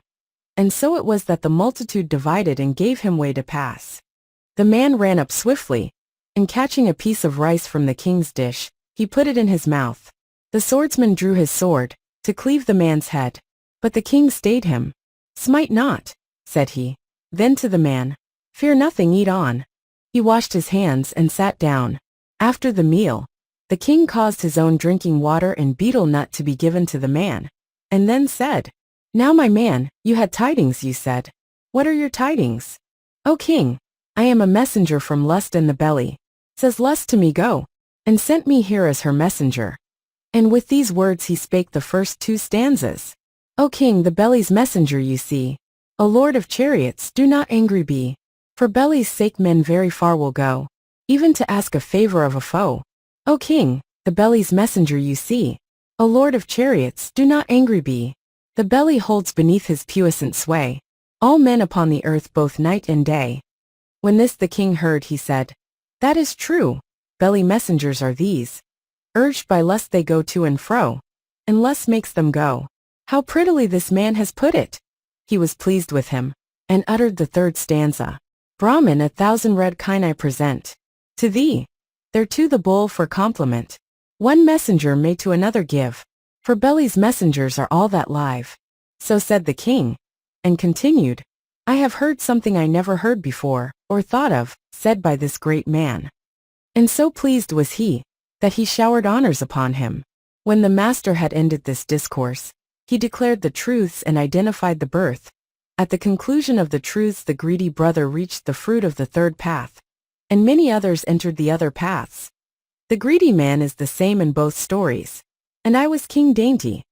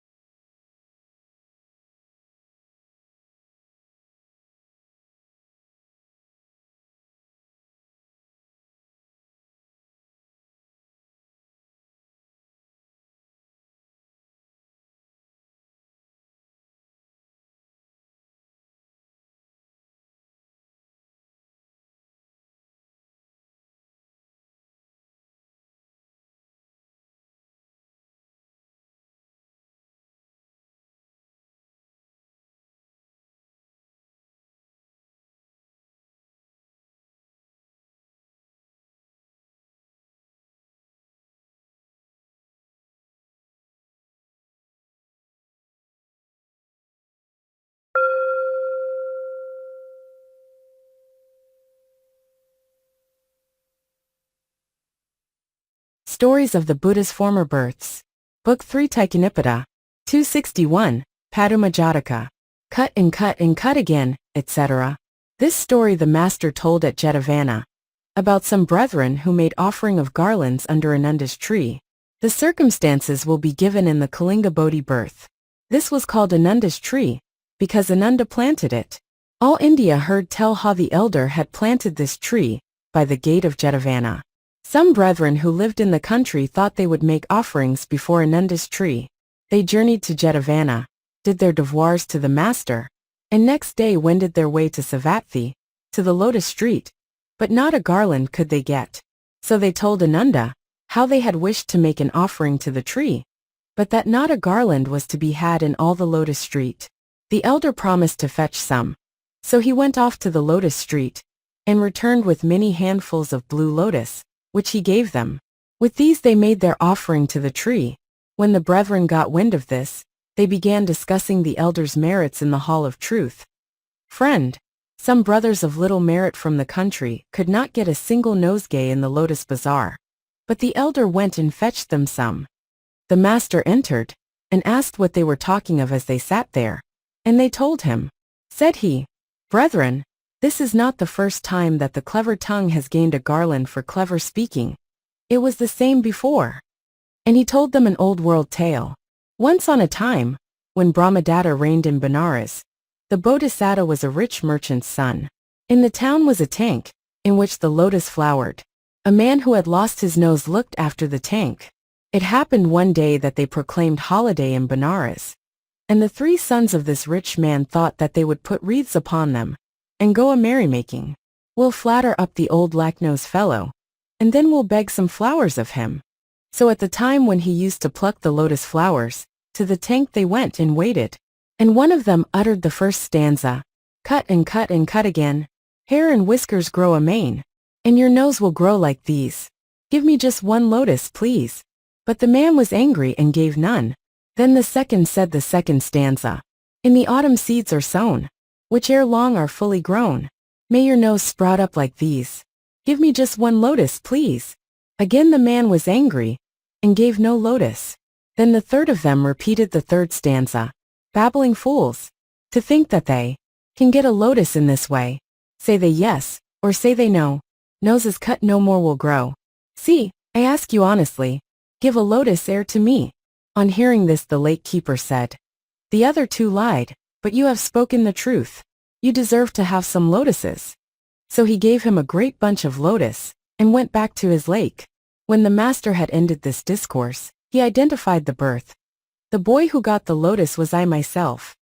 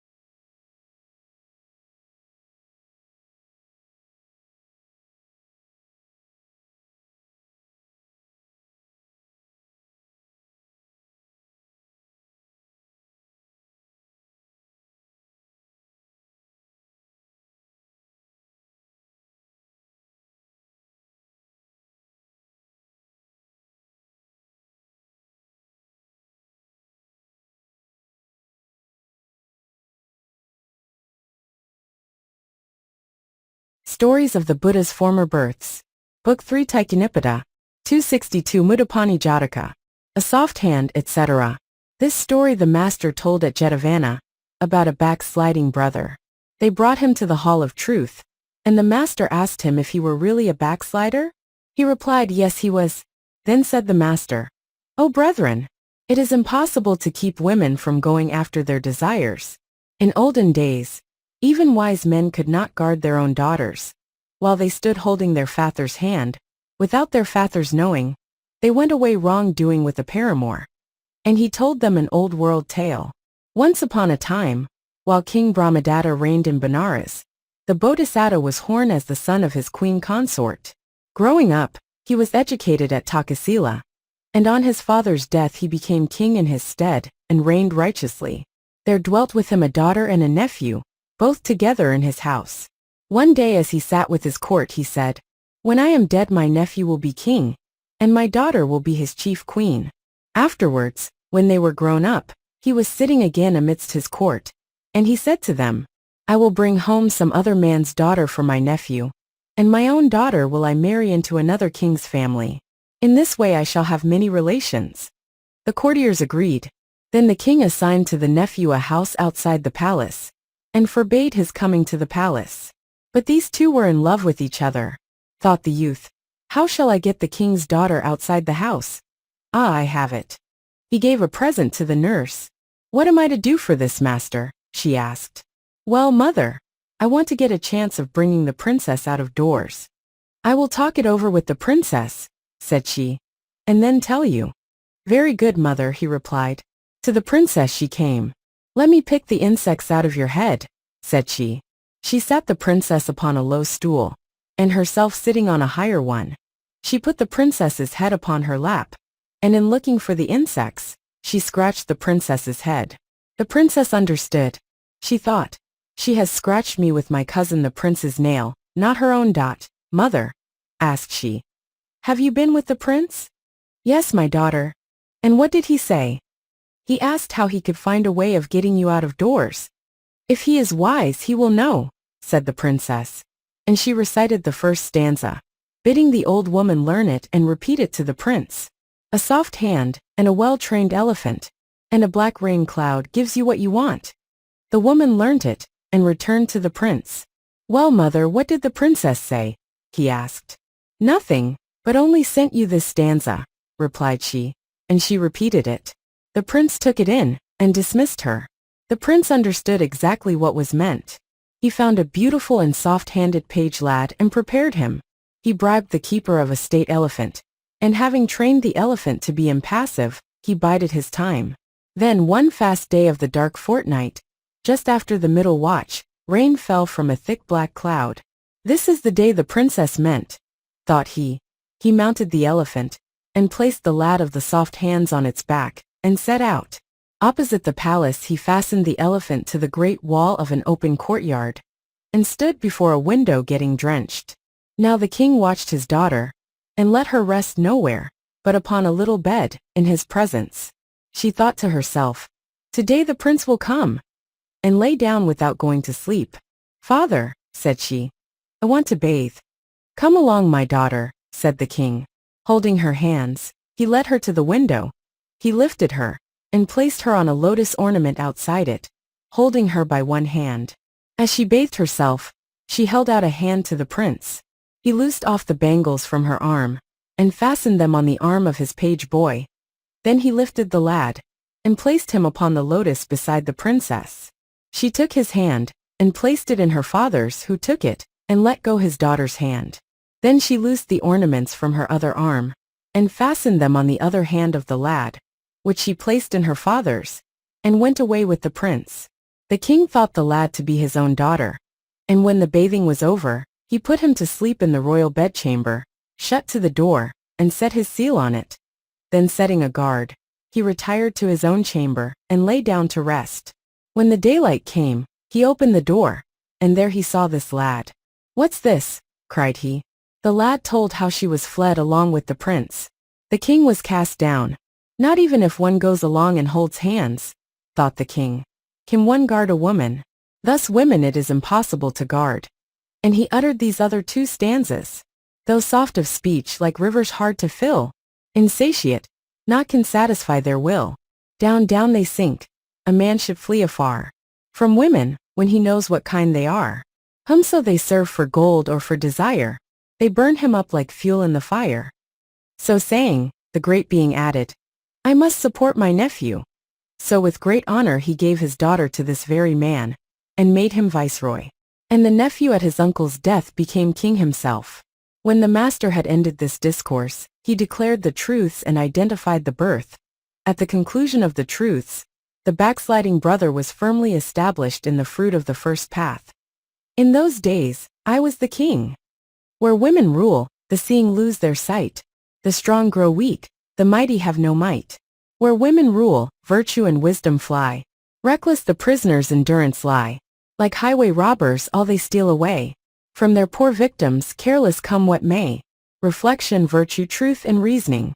Self-sacrifice and goodness everything. As fire burns fuel, for each careless wight. They burn fame, glory, learning, wit and might.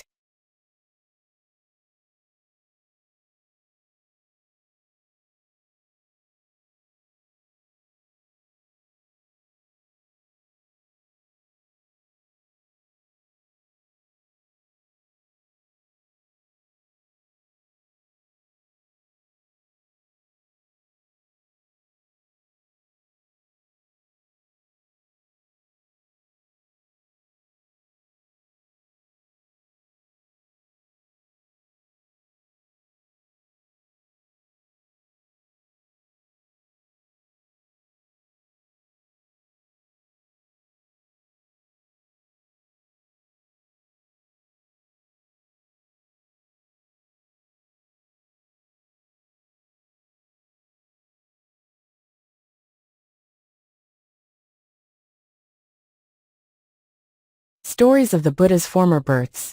Book 3 Taikkanipada. 263. Culla-Palobhana Jataka. Not through the sea, etc. This story the master told at Jetavana. Also about a backsliding brother. The master had him brought into the hall of truth, and asked if it were true that he was a backslider. Yes, said he, it was. Women, said the master, in olden days made even believing souls to sin. Then he told a story. Once on a time Brahmadatta, the king of Benares, was childless. He said to his queen, "Let us offer prayer for a son." They offered prayer. After a long time, the Bodhisattva came down from the world of Brahma, and was conceived by this queen. So soon as he was born, he was bathed, and given to a serving woman to nurse. As he took the breast he cried. He was given to another. But while a woman held him, he would not be quiet. So he was given to a manservant. And as soon as the man took him, he was quiet. After that men used to carry him about. When they suckled him, they would milk the breast for him, or they gave him the breast from behind a screen. Even when he grew older, they could not show him a woman. The king caused to be made for him a separate place for sitting or what not, and a separate room for meditation, all by himself. When the lad was 16 years old, the king thought thus within himself, "Other son have I none, and this one enjoys no pleasures. He will not even wish for the kingdom. What's the good of such a son?" And there was a certain dancing girl, clever at dance and song and music, young, able to gain ascendancy over any man she came across.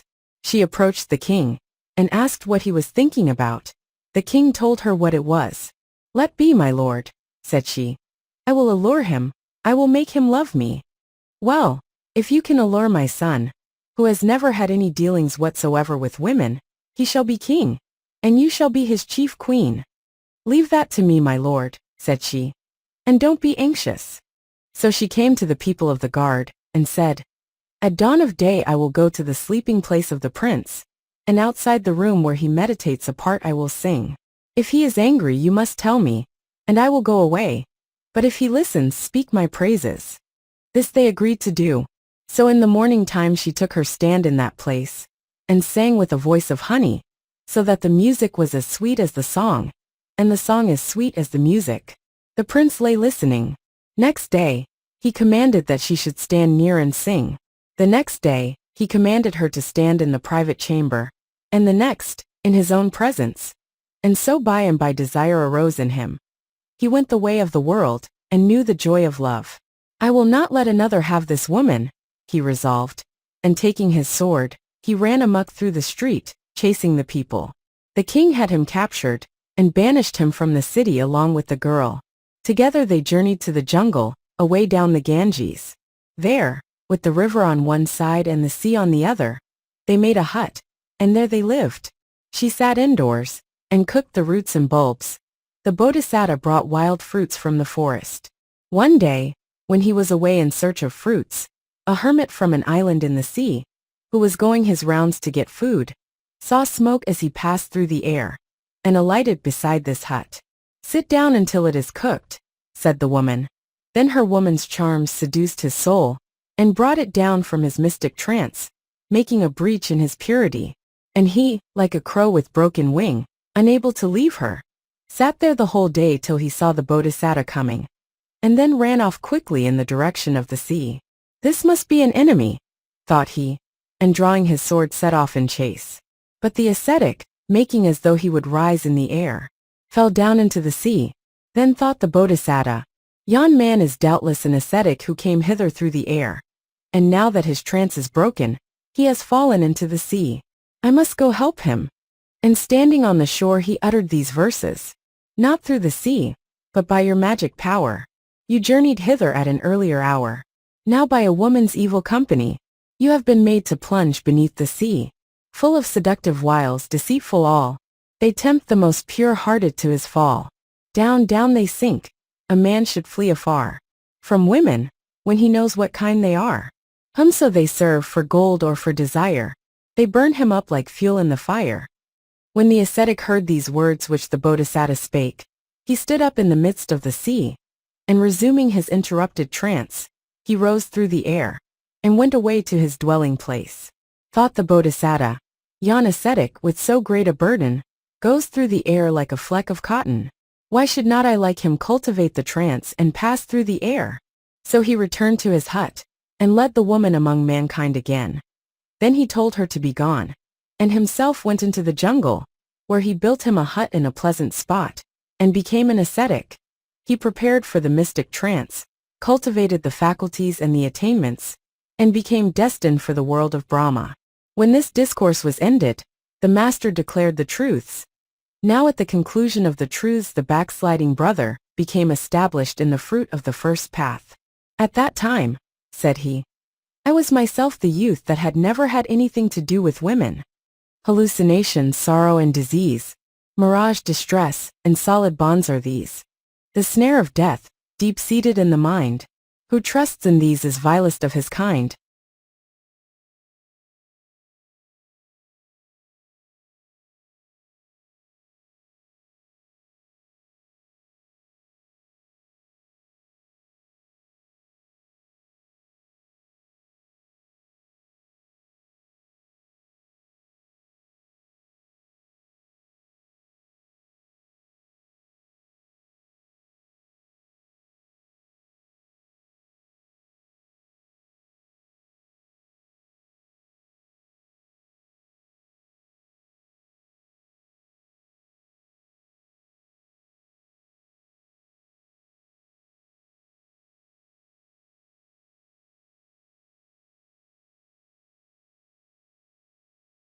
Stories of the Buddha's Former Births. Book 3 Taikkanipada. 264. Maha-Panada Jataka. "'Twas King Panada," etc. This story the master told when he was settled on the bank of the Ganges, about the miraculous power of elder Badaji. On one occasion, when the master had passed the rains at Savatthi, he thought he would show kindness to a young gentleman named Badaji.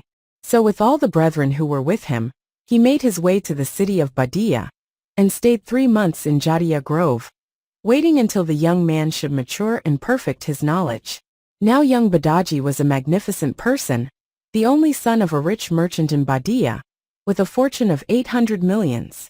He had 3 houses for the 3 seasons, in each of which he stayed 4 months. And after spending this period in one of them, he used to migrate with all his kith and kin to another in the greatest pomp. On these occasions all the town was aflutter to see the young man's magnificence. And between these houses used to be erected seats in circles on circles and tiers above tiers. When the master had been there 3 months, he informed the townspeople that he intended to leave, begging him to wait until the morrow. The townsfolk on the following day collected magnificent gifts for the Buddha and his attendant brethren, and set up a pavilion in the midst of the town, decorating it and laying out seats. Then they announced that the hour had come. The master with his company went, and took their seats there. Everybody gave generously to them. After the meal was over, the master in a voice sweet as honey returned thanks to them. At this moment, young Badaji was passing from one of his residences to another. But that day not a soul came to see his splendor. Only his own people were about him. So he asked his people how it was. Usually all the city was in a flutter to see him pass from house to house. Circles on circles and tiers above tiers the seats were built. But just then there was nobody but his own followers. What could be the reason? The reply was, "My lord, the Supreme Buddha has been spending 3 months near the town. And this day he leaves. He has just finished his meal, and is holding a discourse. All the town is there listening to his words." "Oh, very well, we will go and hear him too," said the young man. So in a blaze of ornaments, with his crowd of followers about him, he went and stood on the skirt of the crowd. As he heard the discourse, he threw off all his sins, and attained to high fruition and sainthood. The master, addressing the merchant of Badia, said, "Sir, your son in all his splendor, while hearing my discourse has become a saint. This very day he should either embrace the religious life, or enter nirvana." "Sir," replied he, "I do not wish my son to enter nirvana. Admit him to the religious order. This done, come with him to my house tomorrow." The Blessed One accepted this invitation. He took the young gentleman to the monastery, admitted him to the brotherhood, and afterward to the lesser and greater orders. For a week the youth's parents showed generous hospitality to him. After remaining these 7 days, the master went on alms pilgrimage, taking the young man with him, and arrived at a village called Kodi. The villagers of Kodi gave generously to the Buddha and his followers. At the end of this meal, the master began to express his thanks. While this was being done, the young gentleman went outside the village, and by a landing place of the Ganges he sat down under a tree, and plunged in a trance, thinking that he would rise as soon as the master should come. When the elders of greatest age approached, he did not rise, but he rose as soon as the master came. The unconverted folk were angry, because he behaved as though he were a brother of old standing, not rising up even when he saw the eldest brethren approach. The villagers constructed rafts. This done, the master asked where Badaji was. "There he is, sir." "Come, Badaji, come aboard my raft." The elder rose, and followed him to his raft. When they were in mid-river, the master asked him a question. "Badaji, where is the palace you lived in when great Panada was king?" "Here, under the water," was the reply. The unconverted said one to the other, "Elder Badaji is showing that he is a saint." Then the master bade him disperse the doubt of his fellow students. In a moment the elder, with a bow to his master, moving by his mysterious power, took the whole pile of the palace on his finger, and rose in the air bearing the palace with him. It covered a space of 25 leagues. Then he made a hole in it, and showed himself to the present inhabitants of the palace below, and tossed the building above the water first 1 league, then 2, then 3. Then those who had been his kinsfolk in this former existence, who had now become fish or tortoises, water snakes or frogs, because they loved the palace so much, and had come to life in the very same place, wriggled out of it when it rose up, and tumbled over and over into the water again. When the master saw this, he said, "Badaji, your relations are in trouble." At his master's words the elder let the palace go, and it sank to the place where it had been before. The master passed to the further side of the Ganges. Then they prepared him a seat just on the river bank. On the seat prepared for the Buddha, he sat, like the sun fresh risen pouring forth his rays.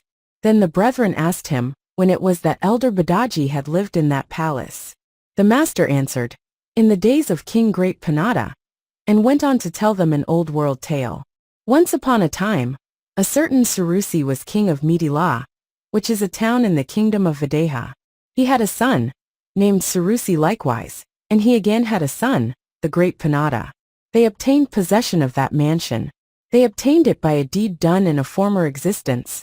A father and son made a hut of leaves with canes and branches of the fig tree, as a dwelling for a Paksabuddha. The rest of the story will be told in the Surusi Birth Book 14. The master, having finished telling this story, in his perfect wisdom uttered these stanzas here following.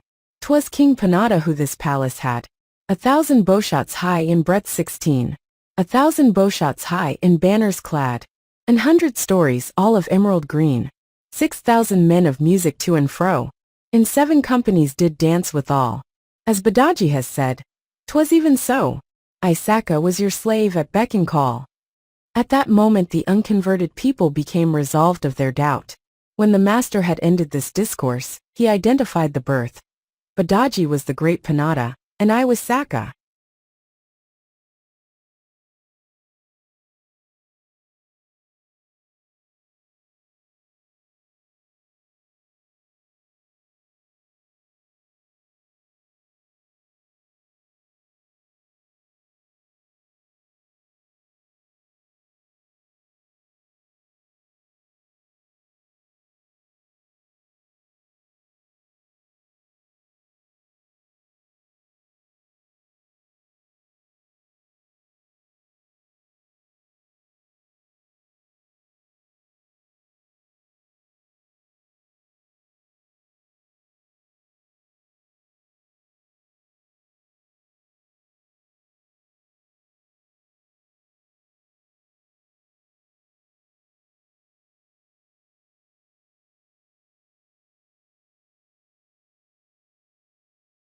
Stories of the Buddha's Former Births. Book 3 Tiritavaccha. 265, Khurappa Jataka. When many a bow, etc. This story the master told in Jetavana, about a brother who had lost all energy. The master asked, was it true that this brother had lost his energy? Yes, he replied. Why? Asked he. Have you slackened your energy, after embracing this doctrine of salvation? In days of yore, wise men were energetic even in matters which do not lead to salvation. And so saying he told an old world tale. Once on a time, while Brahmadatta was king of Benares, the Bodhisattva was born into the family of a forester. When he grew up, he took the lead of a band of 500 foresters, and lived in a village at the entrance to the forest. He used to hire himself out to guide men through it. Now one day a man of Benares, a merchant's son, arrived at that village with a caravan of 500 wagons. Sending for the Bodhisattva, he offered him 1,000 pieces to be his guide through the forest. He agreed, and received the money from the merchant's hand. And as he took it, he mentally devoted his life to the merchant's service. Then he guided him into the forest. In the midst of the forest uprose 500 robbers. As for the rest of the company, no sooner did they see these robbers, than they grovelled upon their belly. The head forester alone, shouting and leaping and dealing blows, put to flight all the 500 robbers, and led the merchant across the wood in safety. Once across the forest, the merchant encamped his caravan. He gave the chief forester choice meats of every kind, and himself having broken his fast, sat pleasantly by him, and talked with him thus. Tell me, said he, how it was that even when 500 robbers with arms in their hands were spread all around, you felt not even any fear in your heart. And he uttered the first stanza. When many a bow the shaft at speed let fly, hands grasping blades of tempered steel were nigh. When death had marshalled all his dread array, why, mid such terror felt you no dismay? On hearing this the forester repeated the 2 verses following. When many a bow the shaft at speed let fly, hands grasping blades of tempered steel were nigh. When death had marshalled all his dread array, I felt a great and mighty joy this day, and this my joy gave me the victory. I was resolved to die, if need should be. He must contemn his life, who would fulfill heroic deeds and be a hero still. Thus did he send forth his words like a shower of arrows. And having explained how he had done heroically through being free from the desire to live, he parted from the young merchant, and returned to his own village, where after giving alms and doing good he passed away to fare according to his deserts. When the master had ended this discourse, he declared the truths, and identified the birth. At the conclusion of the truths the disheartened brother attained to sainthood. At that time I was the chief of the foresters.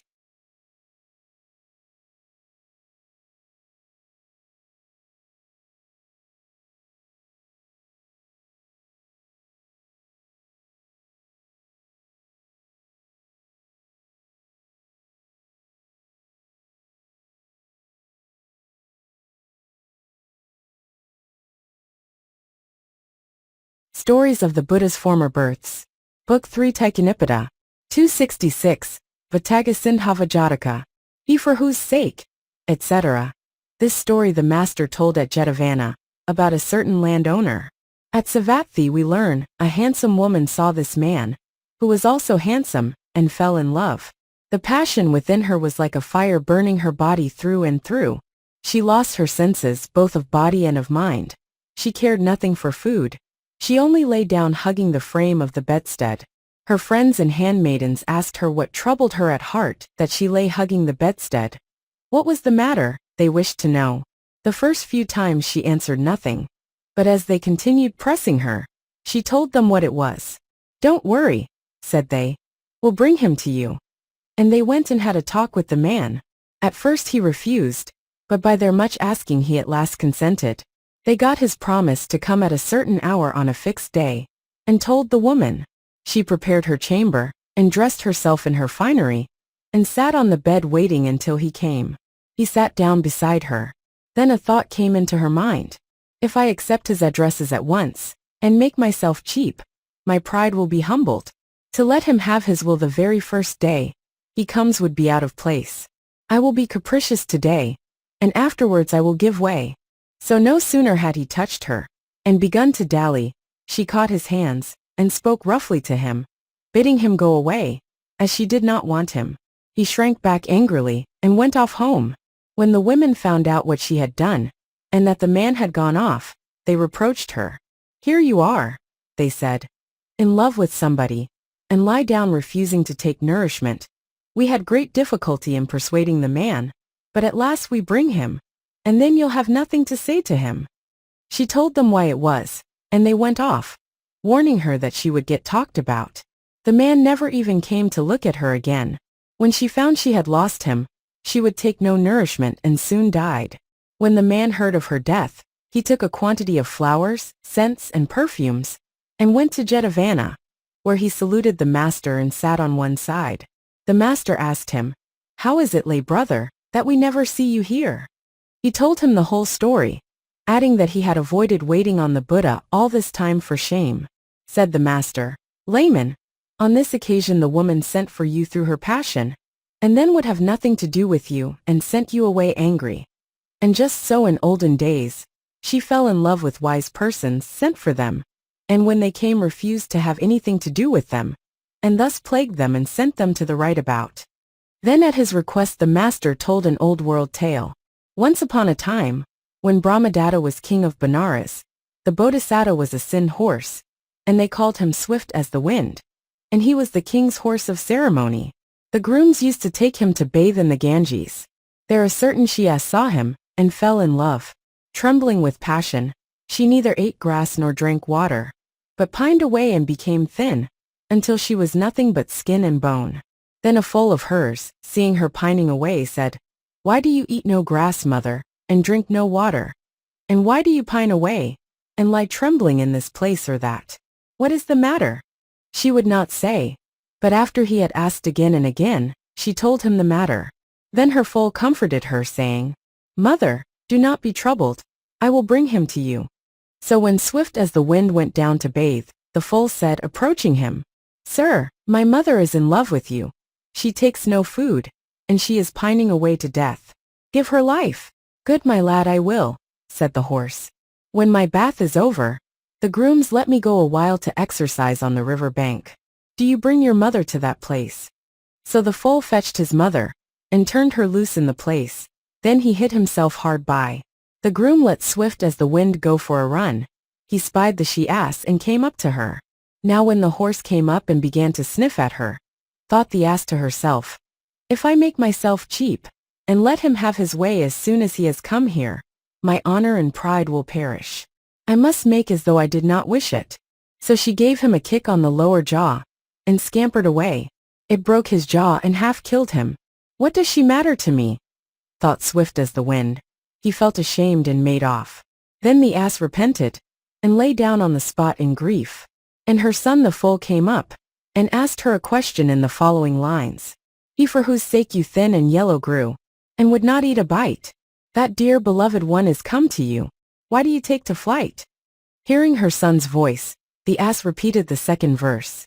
"If at the very first, when by her side, he stands without delay, a woman yields, all humbled is her pride. Therefore I ran away." In these words she explained the feminine nature to her son. The master, in his perfect wisdom, repeated the third stanza. If she refuse a suitor nobly born, who by her side would stay, as Kundali mourned windswift she must mourn, for many a long day. When this discourse was ended, the master declared the truths and identified the birth. At the conclusion of the truths, this landowner entered on the fruit of the first path. This woman was the she-ass, and I was swift as the wind.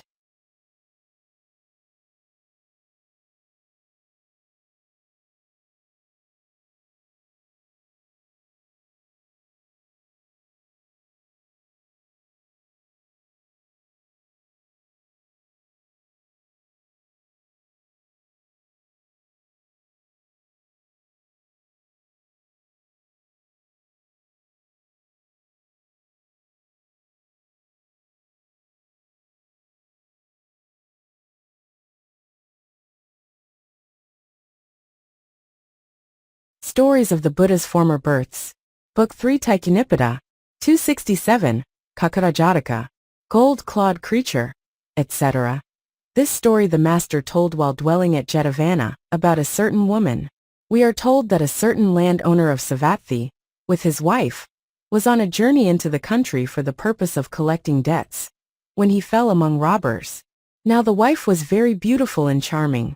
The robber chief was so taken by her, that he purposed killing the husband to get her. But the woman was good and virtuous, a devoted wife. She fell at the robber's feet, crying, "My lord, if you kill my husband for love of me, I will take poison or stop my breath, and kill myself too. With you I will not go. Do not kill my husband uselessly." In this way she begged him off. They both got back safe to Savatthi. Then it occurred to them as they passed the monastery in Jetavana, that they would visit it and salute the master. So to the perfumed cell they went, and after salutation sat down on one side. The master asked them where they had been. "To collect our debts," they replied. "Did your journey pass off without mishap?" he asked next. "We were captured by robbers on the way," said the husband, "and the chief wanted to murder me. But my wife here begged me off, and I owe my life to her." Then said the master, "You are not the only one layman whose life she has saved. In days of yore she saved the lives of other wise men." And then at his request the master told an old world tale. Once on a time, when Brahmadatta was king of Benares, there was a great lake in Himalaya, wherein was a great golden crab. Because he lived there, the place was known as the crab tarn. The crab was very large, as big round as a threshing floor. It would catch elephants and kill and eat them. And from fear of it the elephants durst not go down and browse there. Now the Bodhisattva was conceived by the mate of an elephant, the leader of a herd, living hard by this crab tarn. The mother, in order to be safe till her delivery, sought another place on a mountain, and there she was delivered of a son, who in due time grew to years of wisdom, and was great and mighty and prospered, and he was like a purple mountain of collyrium. He chose another elephant for his mate, and he resolved to catch this crab. So with his mate and his mother, he sought out the elephant herd, and finding his father, proposed to go and catch the crab. "You will not be able to do that, my son," said he. But he begged the father again and again to give him leave, until at last he said, "Well, you may try." So the young elephant collected all the elephants beside the crab tarn, and led them close by the lake. Does the crab catch them when they go down, or while they are feeding, or when they come up again? They replied, "When the beasts come up again." "Well then," said he, "do you all go down to the lake and eat whatever you see, and come up first. I will follow last behind you." And so they did. Then the crab, seeing the Bodhisattva coming up last, caught his feet tight in his claw, like a smith who seizes a lump of iron in a huge pair of tongs. The Bodhisattva's mate did not leave him, but stood there close by him. The Bodhisattva pulled at the crab, but could not make him budge. Then the crab pulled, and drew him towards himself. At this in deadly fear the elephant roared and roared, hearing which all the other elephants, in deadly terror, ran off trumpeting, and dropping excrement. Even his mate could not stand, but began to make off. Then to tell her how he was held a prisoner, he uttered the first stanza, hoping to stay her from her flight. "Gold-clawed creature with projecting eyes, tarn-bred hairless clad in bony shell, he has caught me, hear my waffle cries. Mate, don't leave me, for you love me well." Then his mate turned round and repeated, The second stanza to his comfort. Leave you? Never. Never will I go. Noble husband with your years threescore. All 4 quarters of the earth can show. None so dear as thou hast been of yore. This way she encouraged him, and saying, Noble sir, now I will talk to the crab a while to make him let you go. She addressed the crab in the third stanza. Of all the crabs that in the sea, Ganges or Nerbutta be, you are best in chief I know. Hear me, let my husband go. As she spoke thus, the crab's fancy was smitten with the sound of the female voice, and forgetting all fear he loosed his claws from the elephant's leg, and suspected nothing of what he would do when he was set free. Then the elephant lifted his foot, and stepped upon the crab's back, and at once his eyes startled out. The elephant shouted the joy cry. Up ran the other elephants all, pulled the crab along and set him upon the ground, and trampled him to mincemeat. His 2 claws broken from his body lay apart. And this crab tarn, being near the Ganges, when there was a flood in the Ganges, was filled with Ganges water. When the water subsided it ran from the lake into the Ganges. Then these 2 claws were lifted and floated along the Ganges. One of them reached the sea, the other was found by the 10 royal brothers while playing in the water, and they took it and made of it the little drum called Anaka. The Titans found that which reached the sea, and made it into the drum called Alambara. These afterwards being worsted in battle with Saka, ran off and left it behind. Then Saka caused it to be kept for his own use. And it is of this they say, there is thunder like the Alambara cloud. When this discourse was ended, the master declared the truths, and identified the birth. At the conclusion of the truths both husband and wife attained the fruit of the first path. In those days, this lay sister was the she-elephant, and I myself was her mate.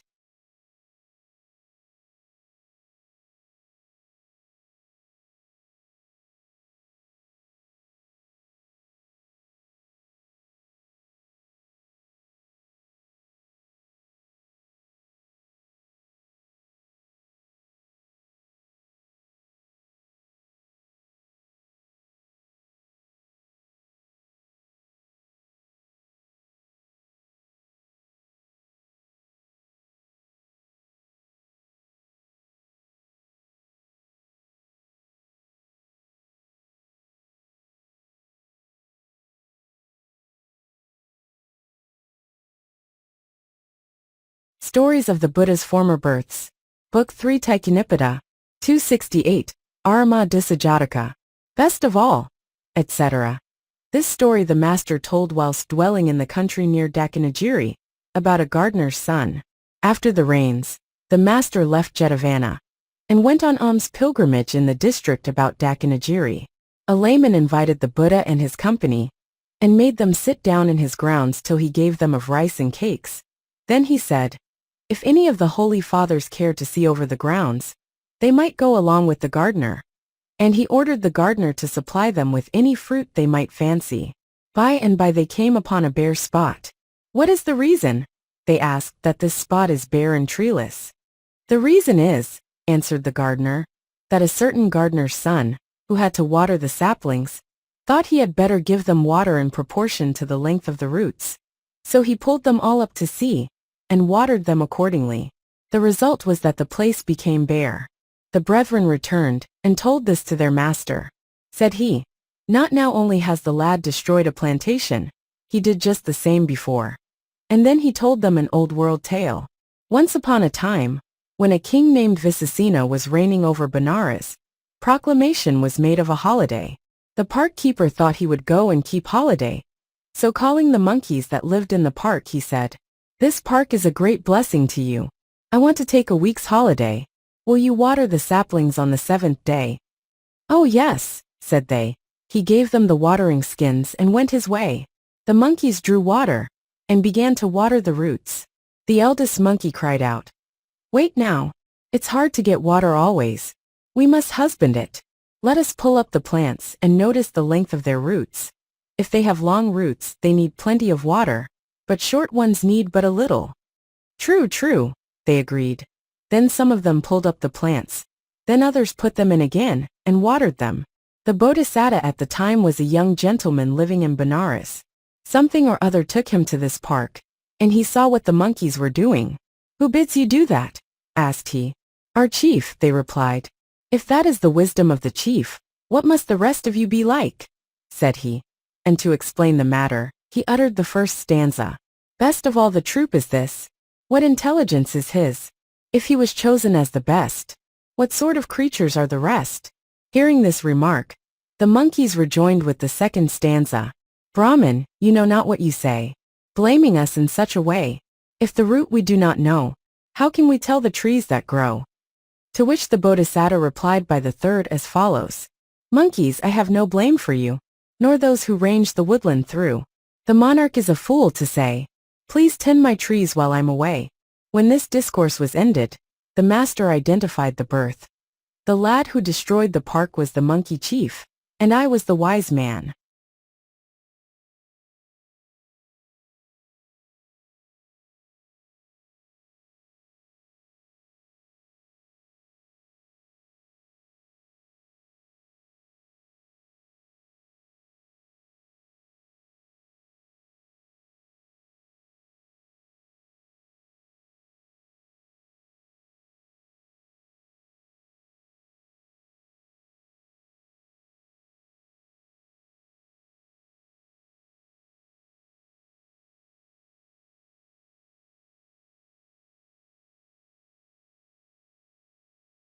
Stories of the Buddha's Former Births.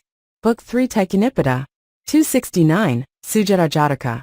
Those who are dowered, etc.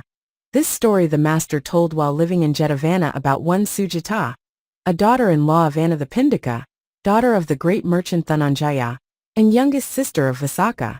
We are told that she entered the house of Anathapindika full of haughtiness, thinking how great a family she had come from, and she was obstinate, violent, passionate, and cruel, refused to do her part towards her new father and mother, or her husband, and went about the house with harsh words and hard blows for everyone. One day, the master and 500 brothers visited Anathapindika's house, and took their seats. The great merchant sat beside the Blessed One, hearkening to his discourse. At the same time Sujata happened to be scolding the servants. The master ceased speaking, and asked what that noise was. The merchant explained that it was his rude daughter-in-law, that she did not behave properly towards her husband or his parents, she gave no alms, and had no good points. Faithless and unbelieving, she went about the house scolding day and night. The master bade send for her. The woman came, and after saluting the master, she stood on one side. Then the master addressed her thus. Sujata, there are 7 kinds of wife a man may have. Of which sort are you? She replied, Sir, you speak too shortly for me to understand. Please explain. Well, said the master, listen attentively. And he uttered the following verses. One is bad-hearted nor compassionate. The good, loves others but her lord she hates, destroying all that her lord's wealth obtains. This wife the title of destroyer gains. Whatever the husband gets for her by trade, or skilled profession or the farmer's spade, she tries to filch a little out of it. For such a wife the title thief is fit. Careless of duty, lazy, passionate, greedy, foul-mouthed, and full of wrath and hate, tyrannical to all her underlings. All this the title high and mighty brings. Whoever more compassionates the good, cares for her husband as a mother would, guards all the wealth her husband may obtain. This wife the title motherly will gain. She who respects her husband in the way, young sisters reverence to elders pay, modest, obedient to her husband's will. The sisterly is this wife's title still. She whom her husband's sight will always please, as friend that friend after long absence sees. High-bred and virtuous, giving up hen life to him. This one is called the friendly wife. Calm when abused, afraid of violence. No passion, full of dog patience. True-hearted, bending to her husband's will. Slave is the title given to her still. These, Sujata, are the 7 wives a man may have. 3 of these, the destructive wife, the dishonest wife, and Madam High and Mighty are reborn in hell. The other 4 in the 5th heaven. They who are called destroyer in this life, the high and mighty, or the thievish wife, being angry, wicked, disrespectful, go out of the body into hell below. They who are called the friendly in this life, motherly, sisterly, or slavish wife, by virtue and their long self-mastery, pass into heaven when their bodies die. Whilst the master was explaining these 7 kinds of wives, Sujata attained to the fruit of the first path, and when the master asked to which class she belonged, she answered, "I am a slave, sir," and respectfully saluting the Buddha, gained pardon of him. Thus by one admonition the master tamed the shrew, and after the meal, when he had declared their duties amidst the brotherhood, he entered his scented chamber. Now the brethren gathered together in the hall of truth, and sang the master's praises. Friend, by a single admonition the master has tamed a shrew, and raised her to fruition of the first path. The master entered, and asked what they were talking of as they sat together. They told him. Said he, "Brethren, this is not the first time that I have tamed Sujata by a single admonition." And he proceeded to tell an old world tale. Once upon a time, while Brahmadatta reigned over Benares, the Bodhisattva was born as the son of his queen consort. When he grew up he received his education at Takasila, and after the death of his father, became king and ruled in righteousness. His mother was a passionate woman, cruel, harsh, shrewish, ill-tongued. The son wished to admonish his mother, but he felt he must not do anything so disrespectful. So he kept on the lookout for a chance of dropping a hint. One day he went down into the grounds, and his mother went with him. A blue jay screeched on the road. At this all the courtiers stopped their ears, crying, "What a harsh voice, what a shriek! Don't make that noise." While the Bodhisattva was walking through the park with his mother, and a company of players, a cuckoo, perched amid the thick leaves of a sal tree, sang with a sweet note. All the bystanders were delighted at her voice. Clasping their hands and stretching them out, they besought Lear. "Oh, what a soft voice, what a kind voice, what a gentle voice! Sing away, birdie, sing away." And there they stood, stretching their necks, eagerly listening. The Bodhisattva, noting these 2 things, thought that here was a chance to drop a hint to the Queen Mother. "Mother," said he. When they heard the jays cry on the road, everybody stopped their ears and called out, "Don't make that noise! Don't make that noise!" and stopped up their ears, for harsh sounds are liked by nobody. And he repeated the following stanzas. "Those who are dowered with a lovely hue, though ne'er so fair and beautiful to view, yet if they have a voice all harsh to hear, neither in this world nor the next are dear. There is a bird that you may often see, ill-favored, black and speckled though it be, yet its soft voice is pleasant to the ear. How many creatures hold the cuckoo dear? Therefore your voice should gentle be and sweet, wise speaking, not puffed up with self-conceit. And such a voice, how sweet the sound of it," explains the meaning of the Holy Writ. When the Bodhisattva had thus admonished his mother with these 3 verses, he won her over to his way of thinking, and ever afterwards sin followed a right course of living, and he having by one word made his mother a self-denying woman, afterwards passed away to fare according to his deeds. When the master had ended this discourse, he thus identified the birth. Sujata was the mother of the king of Benares, and I was the king himself.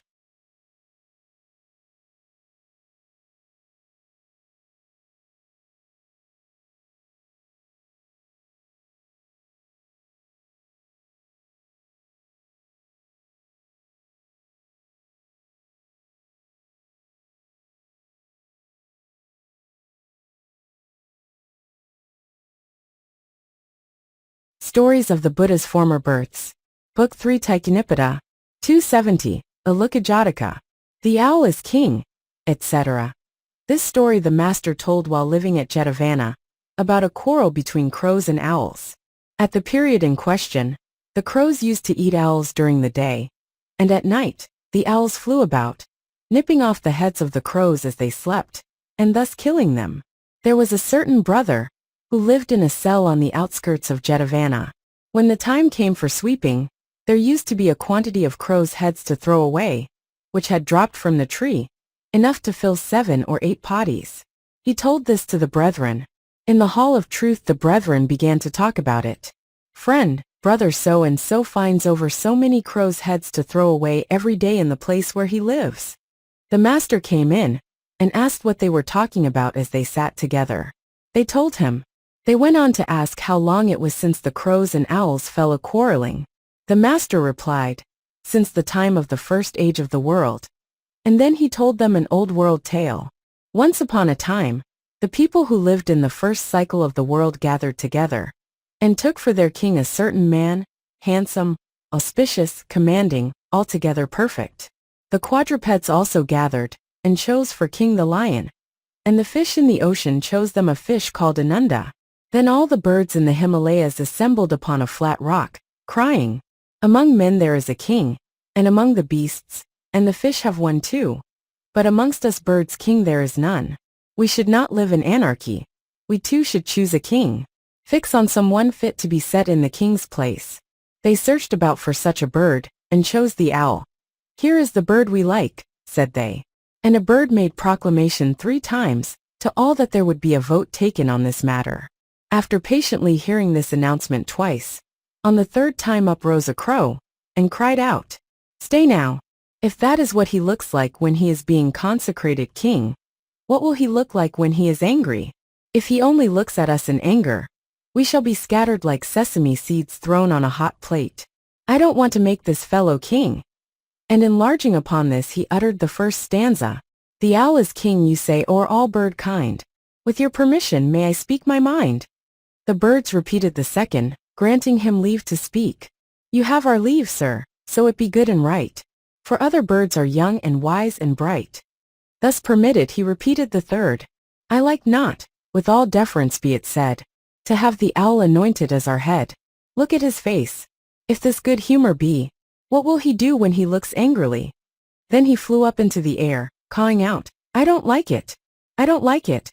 The owl rose and pursued him. Thenceforward those two nursed enmity one towards another. And the birds chose a golden goose for their king, and dispersed. When the master had ended this discourse, he declared the truths and identified the birth. At that time, the wild goose chosen for king was I myself.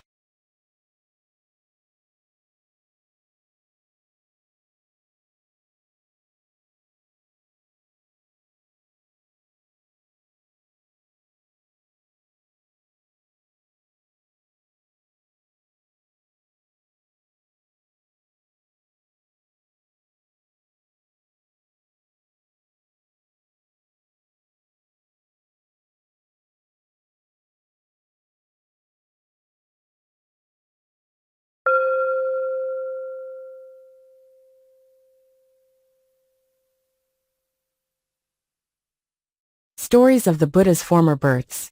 Book 3 Taikkanipada. 270. Uluka Jataka. The Owl is King, etc. This story the master told while living at Jetavana, about a quarrel between crows and owls. At the period in question, the crows used to eat owls during the day, and at night, the owls flew about, nipping off the heads of the crows as they slept, and thus killing them. There was a certain brother, who lived in a cell on the outskirts of Jetavana. When the time came for sweeping, there used to be a quantity of crows' heads to throw away, which had dropped from the tree, enough to fill 7 or 8 potties. He told this to the brethren. In the hall of truth the brethren began to talk about it. "Friend, brother so-and-so finds over so many crows' heads to throw away every day in the place where he lives." The master came in, and asked what they were talking about as they sat together. They told him. They went on to ask how long it was since the crows and owls fell a-quarreling. The master replied, "Since the time of the first age of the world." And then he told them an old world tale. Once upon a time, the people who lived in the first cycle of the world gathered together, and took for their king a certain man, handsome, auspicious, commanding, altogether perfect. The quadrupeds also gathered, and chose for king the lion, and the fish in the ocean chose them a fish called Ananda. Then all the birds in the Himalayas assembled upon a flat rock, crying, "Among men there is a king, and among the beasts, and the fish have one too. But amongst us birds king there is none. We should not live in anarchy. We too should choose a king. Fix on some one fit to be set in the king's place." They searched about for such a bird, and chose the owl. "Here is the bird we like," said they. And a bird made proclamation 3 times, to all that there would be a vote taken on this matter. After patiently hearing this announcement twice, on the 3rd time up rose a crow, and cried out, "Stay now. If that is what he looks like when he is being consecrated king, what will he look like when he is angry? If he only looks at us in anger, we shall be scattered like sesame seeds thrown on a hot plate. I don't want to make this fellow king." And enlarging upon this he uttered the first stanza. The owl is king, you say, o'er all bird kind. With your permission may I speak my mind? The birds repeated the second, granting him leave to speak. You have our leave, sir, so it be good and right. For other birds are young and wise and bright. Thus permitted he repeated the third. I like not, with all deference be it said, to have the owl anointed as our head. Look at his face. If this good humor be, what will he do when he looks angrily? Then he flew up into the air, cawing out, I don't like it. I don't like it. The owl rose and pursued him. Thenceforward those two nursed enmity one towards another. And the birds chose a golden goose for their king, and dispersed. When the master had ended this discourse, he declared the truths and identified the birth.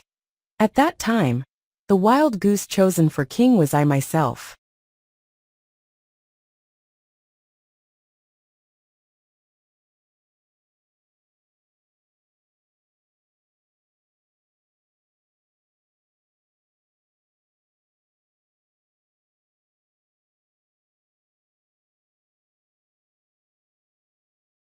Stories of the Buddha's Former Births. Book 3 Taikkanipada. 272, Vyaggha Jataka. What time the nearness, etc. This story the master told whilst living at Jetavana, about Kokkalika. The circumstances of this story will be given in the 13th book. And the Takkuriya Jataka. Here again Kokkalika said, I will take Satapatta and Moggallana with me. So having left Kokkalika's country, he traveled to Jetavana, greeted the master, and went on to the elders. He said, Friends, the citizens of Kokkalika's country summon you. Let us go thither. Go yourself, friend, we won't, was the answer. After this refusal he went away by himself. The brethren got talking about this in the Hall of Truth. Friend, Kokkalika can't live either with Satapatta and Moggallana, or without them. He can't put up with their room or their company. The master came in, and inquired what they were all talking about together. They told him. He said, in olden days just as now Kokkalika couldn't live with Satapatta and Moggallana, or without them. And he told a story. Once upon a time, when Brahmadatta was king of Benares, the Bodhisattva was a tree spirit living in a wood. Not far from his abode lived another tree spirit, in a great monarch of the forest. In the same forest dwelt a lion and a tiger. For fear of them no one durst till the earth, or cut down a tree. No one could even pause to look at it. And the lion and tiger used to kill and eat all manner of creatures. And what remained after eating, they left on the spot and departed, so that the forest was full of foul decaying stench. The other spirit, being foolish and knowing neither reason nor unreason, one day bespoke thus the Bodhisattva, Good friend, the forest is full of foul stench all because of this lion and this tiger. I will drive then away. Said he, Good friend, it is just these two creatures that protect our homes. Once they are driven off, our homes will be made desolate. If men see not the lion and the tiger tracks, they will cut all the forest down, make it all one open space and till the land. Please do not do this thing. And then he uttered the first two stanzas. What time the nearness of a bosom friend threatens your peace to end. If you are wise, guard your supremacy, like the apple of your eye. But when your bosom friend does more increase the measure of your peace, let your friend's life in everything right through be dear as yours to you. When the Bodhisattva had thus explained the matter, the foolish sprite notwithstanding did not lay it to heart, but one day assumed an awful shape, and drove away the lion and tiger. The people, no longer seeing the footmarks of these, divined that the lion and tiger must have gone to another wood, and cut down one side of this wood. Then the sprite came up to the Bodhisattva, and said to him, All, friend, I did not do as you said, but drove the creatures away. And now men have found out that they are gone, and they are cutting down the wood. What is to be done? The reply was, that they were gone to live in such and such a wood. The sprite must go and fetch them back. This the sprite did, and standing in front of them, repeated the third stanza, with a respectful salute. Come back, O tigers, to the wood again, and let it not be leveled with the plain, for without you the axe will lay it low. You without it forever homeless go. This request they refused, saying, Go away, we will not come. The sprite returned to the forest alone, and the men after a very few lays cut down all the wood, made fields, and brought them under cultivation. When the sprite had ended this discourse, he declared the truths and identified the birth. Kokalika was then the foolish sprite, Sariputta the lion, Moggallana the tiger, and the wise sprite was I myself.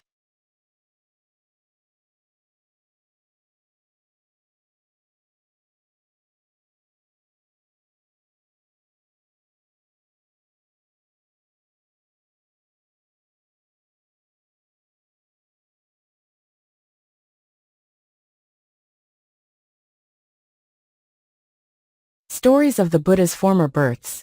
Book 3 Taikkanipada. 273. Kacchapa Jataka. Who is the one who brings the food? This story the master told during a stay in Jetavana, how a quarrel was made up between two magnates of the king's court in Kosala. The circumstances have been told in the second book. The Jataka was not translated in the original, due to its sexual content.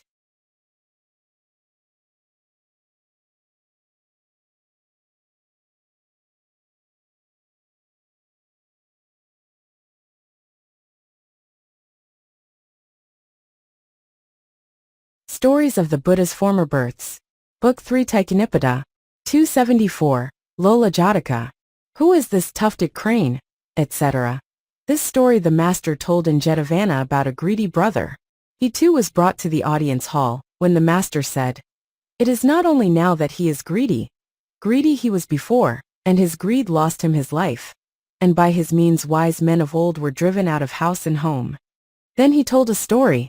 Once upon a time, when Brahmadatta was king of Benares, a rich merchant's cook of that town hung up a nest basket in the kitchen to win merit by it. The bodhisatta at that time was a pigeon, and he came and lived in it. Now a greedy crow, as he flew over the kitchen, was attracted by the fish which lay about in great variety. He fell a-hungering after it. "How in the world can I get some?" thought he. Then his eye fell upon the bodhisatta. "I have it," thinks he. "I'll make this creature my cat's paw." And this is how he carried out his resolve. When the pigeon went out to seek his day's food, behind him, following, came the crow. "What do you want with me, Mr. Crow?" says the pigeon. "You and I don't feed alike." "Ah, but I like you," says the crow. "Let me be your humble servant, and feed with you." The pigeon agreed. But when they went feeding together, the crow only pretended to eat with him. Ever and anon he would turn back, peck to bits some lump of cow dung, and get a worm or two. When he had had his belly full, up he flies. "Hello, Mr. Pigeon. What a time you take over your meal. You never know where to draw the line. Come, let's be going back before it is too late." And so they did. When they got back together, the cook, seeing that their pigeon had brought a friend, hung up another basket. In this way things went on for 4 or 5 days. Then a great purchase of fish came to the rich man's kitchen. How the crow longed for some! There he lay, from early morn, groaning and making a great noise. In the morning, says the pigeon to the crow, "Come along, old fellow. Break fast. You can go," says he. "I have such a fit of indigestion." A crow with indigestion? "Nonsense," says the pigeon. "Even a lamp wick hardly stays any time in your stomach, and anything else you digest in a trice, as soon as you eat it. Now you do what I tell you. Don't behave in this way just for seeing a little fish." "Why, sir, what are you saying?" "I tell you I have a bad pain inside." All right, says the pigeon. "Only do take care." And away he flew. The cook got all the dishes ready, and then stood at the kitchen door, mopping the sweat off him. "Now's my time," thinks Mr. Crow, and alights on a dish with some dainty food in it. Click! The cook heard the noise and looked round. Ah! In a twinkling he caught the crow, and plucked off all his feathers, except one tuft on the top of his head. Then he powdered ginger and cinnamon, and mixed it up with buttermilk, and rubbed it in well all over the bird's body. "That's for spoiling my master's dinner and making me throw it away," said he, and threw him into his basket. Oh, how it hurt! By and by, in came the pigeon from his hunt. The first thing he saw was our crow, making a great to-do. What fun he did make of him, to be sure. He dropped into poetry as follows. "Who is this tufted crane I see, where she has no right to be? Come out! My friend the crow is near. Who will do you harm, I fear?" To this the crow answered with another verse. "No tufted crane am I, no, Nothing but a greedy crow. I would not do as I was told, so I'm plucked as you behold. And the pigeon rejoined with a third, you'll come to grief again, I know. It is your nature to do so. If people make a dish of meat, 'tis not for little birds to cat. Then the pigeon flew away, saying, I can't live with this creature. And the crow lay there groaning until he died. When the master had ended this discourse, he declared the truths and identified the birth. At the conclusion of the truths, the greedy brother reached the fruit of the third path. The greedy brother in those days was the greedy crow, and I was the pigeon.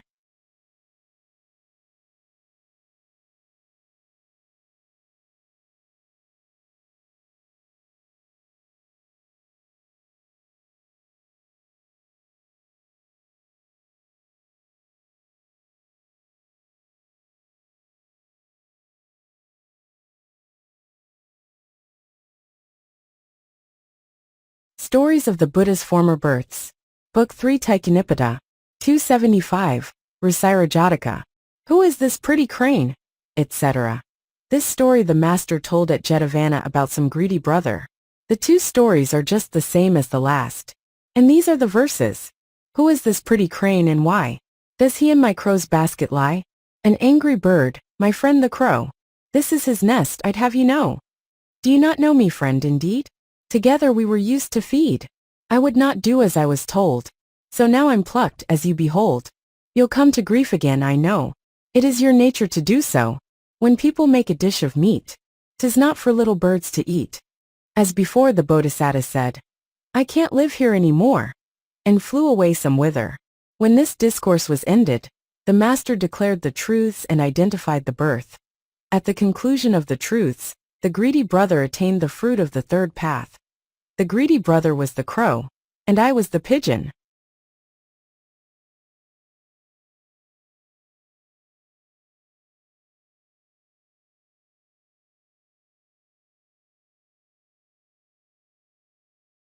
Stories of the Buddha's Former Births. Book 3 Taikkanipada. 276. Kurudhamma Jataka. Knowing thy faith, etc. This story the master told whilst dwelling in Jetavana, about a brother that killed a wild goose. Two brothers, great friends, who came from Savatthi, and had embraced the religious life, after taking the higher orders used generally to go about together. One day they came to Asravati. After a bath, they stood on the sand, basking in the sunlight, and talking pleasantly together. At this moment 2 wild geese flew over their heads. One of the young fellows picked up a stone. I'm going to hit that goose bird in the eye, says he. You can't, says the other. That I can, says the first. And not only that, I can hit either this eye or that eye as I please. Not you, says the other. Look here then, says the first, and picking up a 3-cornered stone, threw it after the bird. The bird turned its head on hearing the pebble whiz through the air. Then the other, seizing a round pebble, threw it so that it hit the near eye and came out of the other. The goose with a loud cry turned over and over, and fell at their very feet. The brothers who were standing about saw what had occurred, and ran up reproaching him. What a shame, said they, that you, who have embraced such a doctrine as ours, should take the life of a living creature. They made him go before the Tathagata with them. Is what they say true? Asked the master. Have you really taken the life of a living creature? Yes, sir, replied the brother. Brother, said he, how is it that you have done this thing, after embracing so great salvation? Wise men of old, before the Buddha appeared, though they lived in the world, and the worldly life is impure, felt remorse about mere trifles. But you, who have embraced this great doctrine, have no scruples. A brother ought to hold himself in control in deed, word and thought. Then he told a story. Once upon a time, when Dhananjaya was king of Indapata city, in the Kuru kingdom, the Bodhisattva was born as a son of his queen consort. By and by he grew up, and was educated at Takasila. His father made him viceroy, and afterwards on his father's death he became king, and grew in the Kuru righteousness, keeping the 10 royal duties. The Kuru righteousness means the 5 virtues. These the Bodhisattva observed and kept pure. As did the Bodhisattva, even so did Queen Mother, Queen Consort, younger brother, Viceroy, family priest, Brahmin, driver, courtier, charioteer, treasurer, master of the granaries, Noble, porter, courtesan, slave girl, all did the same. King, mother, consort, viceroy, chaplain too. Driver and charioteer and treasurer. And he that governed the king's granaries. Porter and courtesan 11 in all. Observed the rules of Kuru righteousness. Thus all these did observe the 5 virtues, and kept them untarnished. The king built 6 almonries, one at each of the 4 city gates, one in the midst of the city, and one at his own door. Daily he distributed 600,000 pieces of money in alms, by which he stirred up the whole of India. All India was overspread by his love and delight in charity. At this period there was in the city of Dantapura, in the kingdom of Kalinga, a king named King Kalinga. In his realms the rain fell not, and because of the drought there was a famine in the land. The people thought that lack of food might produce a pestilence, and there was fear of drought and fear of famine. These 3 fears were ever present before them. The people wandered about destitute hither and thither, leading their children by the hand. All the people in the kingdom gathered together, and came to Dantapura, and there at the king's door they made outcry. As the king stood by the window he heard the noise, and asked why the people were making all that noise. "Oh, sire," was the reply, "3 fears have seized upon all your kingdom. There falls no rain, the crops fail, there is a famine. The people, starving, diseased and destitute, are wandering about with their little ones by the hand. Make rain for us, O king." Said the king, "What used former monarchs to do, if it would not rain? Former monarchs, O king, if it would not rain, used to give alms, to keep the holy day, to make vows of virtue, and to lie down 7 days in their chamber on a grass pallet. Then the rain would fall." "Very good," the king said, and even so did he. Still even so there came no rain. The king said to his court, "As you bade me, so I have done, but there is no rain. What am I to do?" "O king, in the city of Indapata, there is a state elephant, named Anjana Vasabho, the black bull. It belongs to Dhananjaya the Kura king. This let us fetch, then the rain will come." "But how can we do that? The king and his army are not easy to overcome." "O king, there is no need to fight him. The king is fond of giving, he loves giving. Were he but asked, he would even cut off his head in all its magnificence, or tear out his gracious eyes, or give up his very kingdom. There will be no need even to plead for the elephant. He will give it without fail." "But who is able to ask him?" said the king. "The Brahmin's great king." The king summoned 8 Brahmins from a Brahmin village, and with all honor and respect sent them to ask for the elephant. They took money for their journey, and donned traveling garb, and without resting passed one night in a place, traveled quickly until after a few days they took their meal at the almshal in the city gate. When they had satisfied their bodily wants, they asked, "When does the king come to the almonry?" The answer was, "On 3 days in the fortnight, 14th, 15th and 8th. Hut, tomorrow is the full moon, so he will come tomorrow also." So early the next morning, the Brahmins went, and entered by the eastern gate. The Bodhisattva also, washed and anointed, all adorned and rarely arrayed, mounted upon a fine elephant richly caparisoned, came with a great company to the almshal at the eastern gate. There he dismounted, and gave food to 7 or 8 people with his own hand. "In this manner give," said he, and mounting his elephant departed to the south gate. At the eastern gate the Brahmins had had no chance, owing to the force of the royal guard. So they proceeded to the south, and watched when the king should come. When the king reached a rising ground not far from the gate, they raised their hands, and hailed the king victorious. The king guided his animal with the sharp goad to the place where they were. "Well, Brahmins, what is your wish?" asked he. Then the Brahmins declared the virtues of the Bodhisattva in the first stanza. "Knowing thy faith and virtue, Lord, we come. For this beast's sake our wealth we spent at home." To this the Bodhisattva made answer, "Brahmins, if all your wealth has been exhausted in getting this elephant, never mind. I give him to you with all his splendor." Thus comforting them, he repeated these 2 verses. "Whether or no ye serve for livery, whatever creature shall come here to me, as my preceptors taught me long ago, all that come here shall always welcome be. This elephant to you for gift I bring. 'Tis a king's portion, worthy of a king. Take him with all his trappings, golden chain, driver and all, and go your ways again." Thus spake the great being, mounted upon his elephant's back. Then dismounting he said to them, "If there is a spot on him unadorned, I will adorn it and then give him to you." Thrice he went about the creature, turning towards the right, and examined him, but he found no spot on him without adornment. Then he put the trunk into the Brahmin's hands. He besprinkled him with scented water from a fine golden vase, and made him over to them. The Brahmins accepted the elephant with his belongings, and seating themselves upon his back rode to Dantapura, and handed him over to their king.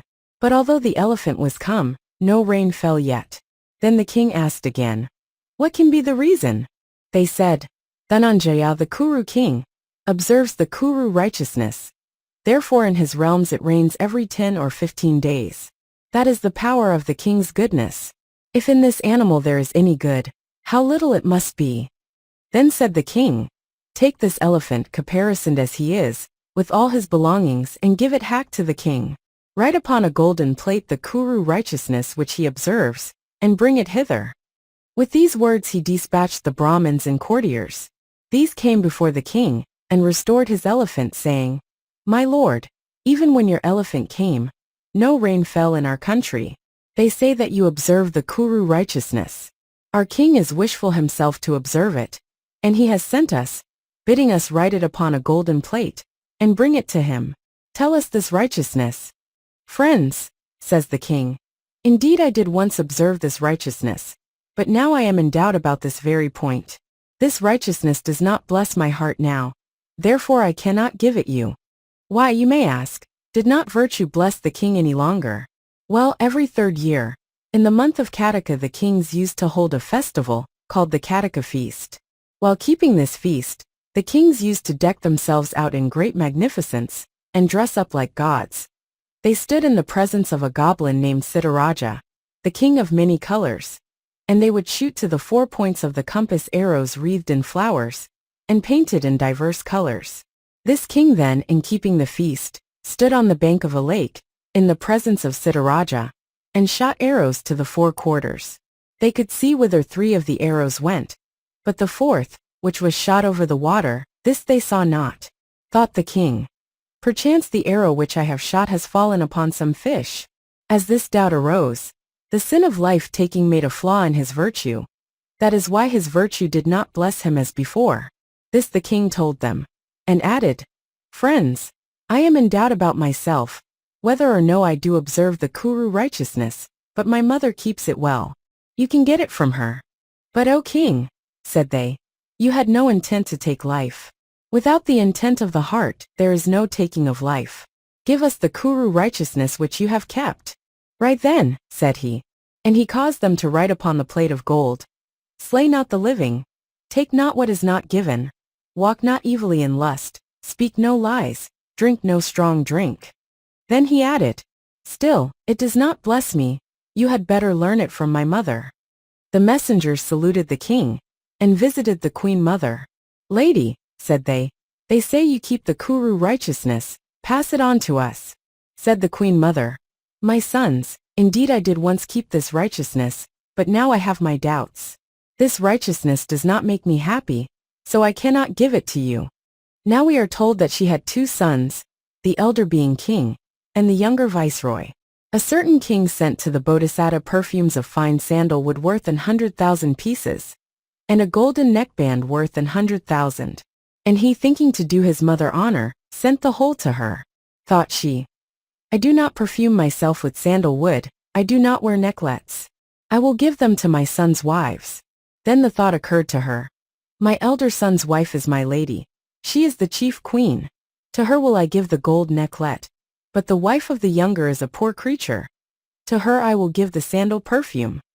And so to the one she gave the necklet, and the perfume gave she to the other. Afterward she bethought her, "I keep the Kuru righteousness. Whether they be poor or whether they be not poor is no matter. It is not seemly that I should pay court to the elder. Perchance by not doing this I have made a flaw in my virtue." And she began to doubt. That is why she spoke as she slid. The messenger said, "When it is in your hands, a thing is given even as you will. If you have scruples about a thing so small as that, what other sin would you ever do? Virtue is not broken by a thing of that kind. Give us the Kuru righteousness." And from her also they received it, and wrote it upon the golden plate. All the same, my sons, said the Queen Mother, I am not happy in this righteousness, but my daughter-in-law observes it well. Ask her for it. So they took their leave respectfully, and asked the daughter in the same way as before. And as before she replied, I cannot, for I keep it myself no longer. Now one day as she sat at the lattice, looking down she saw the king making a solemn procession about the city, and behind him on the elephant's back sat the viceroy. She fell in love with him, and thought, what if I were to strike up a friendship with him, and his brother were to die, and then he were to become king, and take me to wife? Then it flashed across her mind, I who keep the Kuru righteousness, who am married to a husband, I have looked with love upon another man. Here is a flaw in my virtue. Remorse seized upon her. This she told the messengers. Then they said, sin is not the mere uprising of a thought. If you feel remorse for so small a thing as this, what transgression could you ever commit? Not by such a small matter is virtue broken. Give us this righteousness. And she likewise told it to them, and they wrote it upon a golden plate. But she said, however, my sons, my virtue is not perfect. But the viceroy observes these rules well. Go ye and receive them from him. Then again they repaired to the viceroy, and as before asked him for the Kuru righteousness.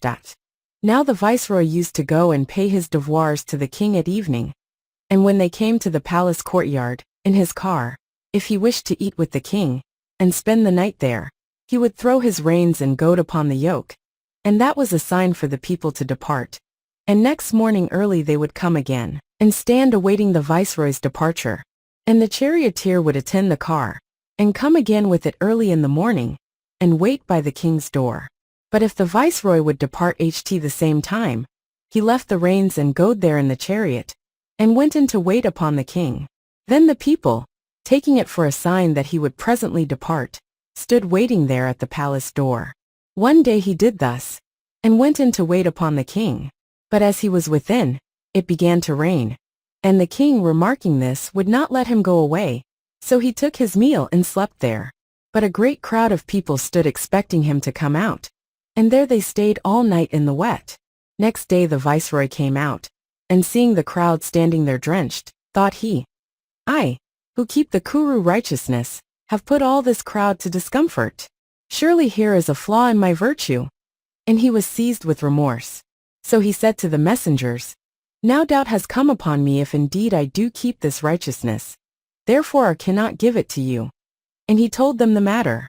But, said they, you never had the wish to plague those people. What is not intended is not counted to one's score. If you feel remorse for so small a thing, in what would you ever transgress? So they received from him too the knowledge of this righteousness, and wrote it on their golden plate. However, said he, this righteousness is not perfected in me, but my chaplain keeps it well. Go ask him for it. Then again they went on to the chaplain.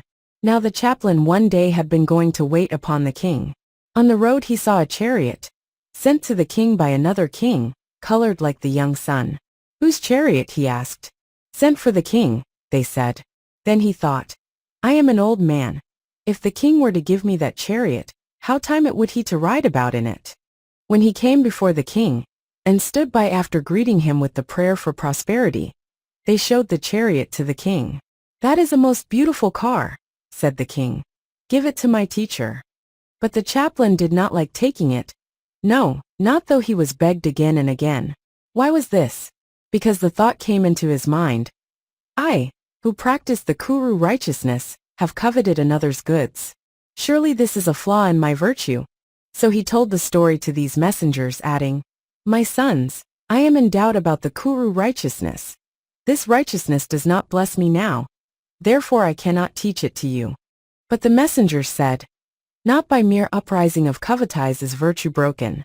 If you feel a scruple in so small a matter, what real transgression would you ever do? And from him also they received the righteousness, and wrote it on their golden plate. Still this goodness does not bless me now, said he. But the royal driver carefully practices it. Go and ask him. So they found the royal driver, and asked him. Now the driver one day was measuring a field. Tying a cord to a stick, he gave one end to the owner of the field to hold, and took the other himself. The stick tied to the end of the cord, which he held, came to a crab's lurk hole. Thought he, if I put the stick in the hole, the crab in the hole will be hurt. If I put it on the other side, the king's property will lose. And if I put it on this side, the farmer will lose. What's to be done? Then he thought again. The crab ought to be in his hole. But if he were, he would show himself. So he put the stick in the hole. The crab made a click inside. Then he thought, the stick must have struck upon the crab, and it must have killed him. I observed the Kuru righteousness, and now here's a flaw in it. So he told them this and added, so now I have my doubts about it, and I cannot give it to you. Said the messengers, you had no wish to kill the crab. What is done without intent is not counted to the score. If you feel a scruple about so small a matter, what real transgression would you ever do? And they took the righteousness from his lips likewise, and wrote it on their golden plate. However, said he, though this does not bless me, the charioteer practices it carefully. Go and ask him. So they took their leave, and sought out the charioteer. Now the charioteer one day drove the king into his park in the car. There the king took his pleasure during the day, and at evening returned, and entered the chariot. But before he could get back to the city, at the time of sunset a storm cloud arose. The charioteer, fearing the king might get wet, touched up the team with the goad. The steeds sped swiftly home. Ever since, going to the park or coming from it, from that spot they went at speed. Why was this? Because they thought there must be some danger at this spot. And that was why the charioteer had touched them with the goad. And the charioteer thought, if the king is wet or dry, 'tis no fault of mine. But I have given a touch of the goad out of season to these well-trained steeds, and so they run at speed again and again till they are tired, all by my doing. And I observe the Kuru righteousness. Surely there's a flaw in it now. This he told the messengers and said, for this cause I am in doubt about it, and I cannot give it to you. But, said they, you did not mean to tire the horses, and what is done without meaning is not set down to the score. If you feel a scruple about so small a matter, what real transgression could you ever commit? And they learnt the righteousness from him also, and wrote it down upon their golden plate. But the charioteer sent them in search of a certain wealthy man, saying, even though this righteousness does not bless me, he keeps it carefully. So to this rich man they came, and asked him. Now he one day had gone to his paddy field, and seeing a head of rice bursting the husk, went about to tie it up with a wisp of rice. And taking a handful of it, he tied the head to a post. Then it occurred to him, from this field I have yet to give the king his due, and I have taken a handful of rice from an untithed field. I, who observe the rules of Kuru righteousness, surely I must have broken them. And this matter he told to the messengers, saying, now I am in doubt about this righteousness, and so I cannot give it to you. But, said they, you had no thought of thieving. Without this one cannot be proclaimed guilty of theft. If you feel scruples in such a small matter, when will you ever take what belongs to another man? And from him too they received the righteousness, and wrote it down on their golden plate. He added, still though I am not happy in this matter, the master of the royal granaries keeps these rules well. Go ask him for them. So they betook them to the master of the granaries. Now this man, as he sat one day at the door of the granary, causing the rice of the king's tax to be measured, took a grain from the heap which was not yet measured, and put it down for a marker. At that moment rain began to fall. The official counted up the markers, so many, and then swept them all together, and dropped them upon the heap which had been measured. Then he ran in quickly and sat in the gatehouse. Did I throw the markers on the measured heap or the unmeasured? He wondered, and the thought came into his mind. If I threw them on what was already measured, the king's property has been increased, and the owners have lost. I keep the Kuru righteousness, and now here's a flaw. So he told this to the messengers, adding that therefore he had his doubts about it, and could not give it to them. But the messengers said, you had no thought of theft, and without this no one can be declared guilty of dishonesty. If you feel scruples in a small matter like this, when would you ever steal anything belonging to another? And from him too they received the righteousness, and wrote it on their golden plate. But, added he, although this virtue is not perfect in me, there is the gatekeeper, who observes it well. Go and get it from him." So they went off and asked the gatekeeper. Now it so happened that one day, at the time for closing the city gate, he cried aloud 3 times. And a certain poor man, who had gone into the woodland a gathering sticks and leaves with his youngest sister, hearing the sound came running up with her. Says the doorkeeper, "What? Don't you know that the king is in the city? Don't you know that the gate of this town is shut betimes? Is that why you go out into the woods making love?" Said the other, "No, master, it is not my wife, but my sister." Then the porter thought, "How unseemly to address a sister as a wife. And I keep the rules of the Kurus, surely I must have broken them now." This he told the messengers, adding, "In this way I have my doubts whether I really keep the Kuru righteousness, and so I cannot give it to you." But they said, "You said it because you thought so. This does not break your virtue. If you feel remorse on so slight a cause, how could you ever tell a lie with intent?" And so they took down those virtues from him too, and wrote them on their golden plate. Then he said, "But though this virtue does not bless me, there is a courtesan who keeps it well. Go and ask her." And so they did. She refused as the others had done, for the following reason. Saka, king of the gods, designed to try her goodness. So putting on the shape of a youth he gave her 1,000 pieces, saying, "I will come by and by." Then he returned to heaven, and did not visit her for 3 years. And she, for honor's sake, for 3 years took not so much as a piece of betel from another man. By degrees she got poor, and then she thought, "The man who gave me 1,000 pieces has not come these 3 years, and now I have grown poor. I cannot keep body and soul together. Now I must go tell the chief justices, and get my wage as before." So to the court she came, and said, "There was a man 3 years ago gave me 1,000 pieces, and never came back. Whether he be dead I know not. I cannot keep body and soul together. What am I to do, my lord?" Said he, "If he does not come for 3 years, what can you do? Earn your wage as before." As soon as she left the court, after this award, there came a man who offered her 1,000. As she held out her hands to take it, Saka showed himself. Said she, "Here is the man who gave me 1,000 pieces 3 years ago. I must not take your money." And she drew back her hand. Then Saka caused his own proper shape to be seen, and hovered in the air, shining like the sun fresh risen, and gathered all the city together. Saka, in the midst of the crowd, said, "To test her goodness, I gave her 1,000 pieces 3 years ago. Be like her, and like her keep your honor." And with this monition, he filled her dwelling with jewels of 7 kinds, and saying, "Henceforth be vigilant," he comforted her, and went away to heaven. So for this cause she refused, saying, "Because before I had earned one wage, I held out my hand for another. Therefore my virtue is not perfect, and so I cannot give it to you." To this the messengers replied, "Merely to hold out the hand is not a breach of virtue. That virtue of yours is the highest perfection." And from her, as from the rest, they received the rules of virtue, and wrote them on their golden plate. They took it with them to Dantapura, and told the king how they had fared. Then their king practiced the Kuru precepts, and fulfilled the 5 virtues. And then in all the realm of Kalinga the rain fell. The 3 fears were allayed. The land became prosperous and fertile. The Bodhisattva all his life long gave alms and did good, and then with his subjects went to fill the heavens. When the teacher had ended this discourse, he declared the truths, and explained the birth tale. At the conclusion of the truths, some entered the first path, some the second, some entered the third, and some became saints. And the birth tale is thus explained. Uppalavana was the courtesan, Punna the porter, and the driver was Kukkana Kalita the measurer, the rich man Sariputta, he who drove the chariot, Anuruddha, and the priest was Kassapa the elder, he that was the viceroy, now is Nandapandita. Rahula's mother has the queen consort.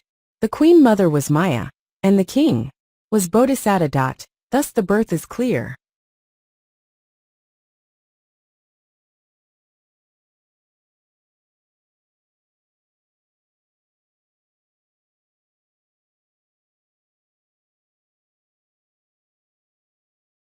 Stories of the Buddha's Former Births. Book 3 Taikkanipada, 277, Romaka Jataka. Here in the hills, etc. This story was told by the master when at the bamboo grove, about attempted murder. The circumstances explain themselves. Once on a time, when Brahmadatta was king of Benares, the Bodhisattva became a pigeon, and with a large flock of pigeons he lived amidst the woodland in a cave of the hills. There was an ascetic, a virtuous man, who had built him a hut near a frontier village not far from the place where the pigeons were, and there in a cave of the hills he lived. Him the Bodhisattva visited from time to time, and heard from him things worth hearing. After living there a long time, the ascetic went away, and there came a sham ascetic, and lived there. The Bodhisattva, attended by his flock of pigeons, visited him and greeted him respectfully. They spent the day in hopping about the hermit's abode, and picking up food before the cave, and returned home in the evening. There the sham ascetic lived for more than 50 years. One day the villagers gave him some pigeon's flesh which they had cooked.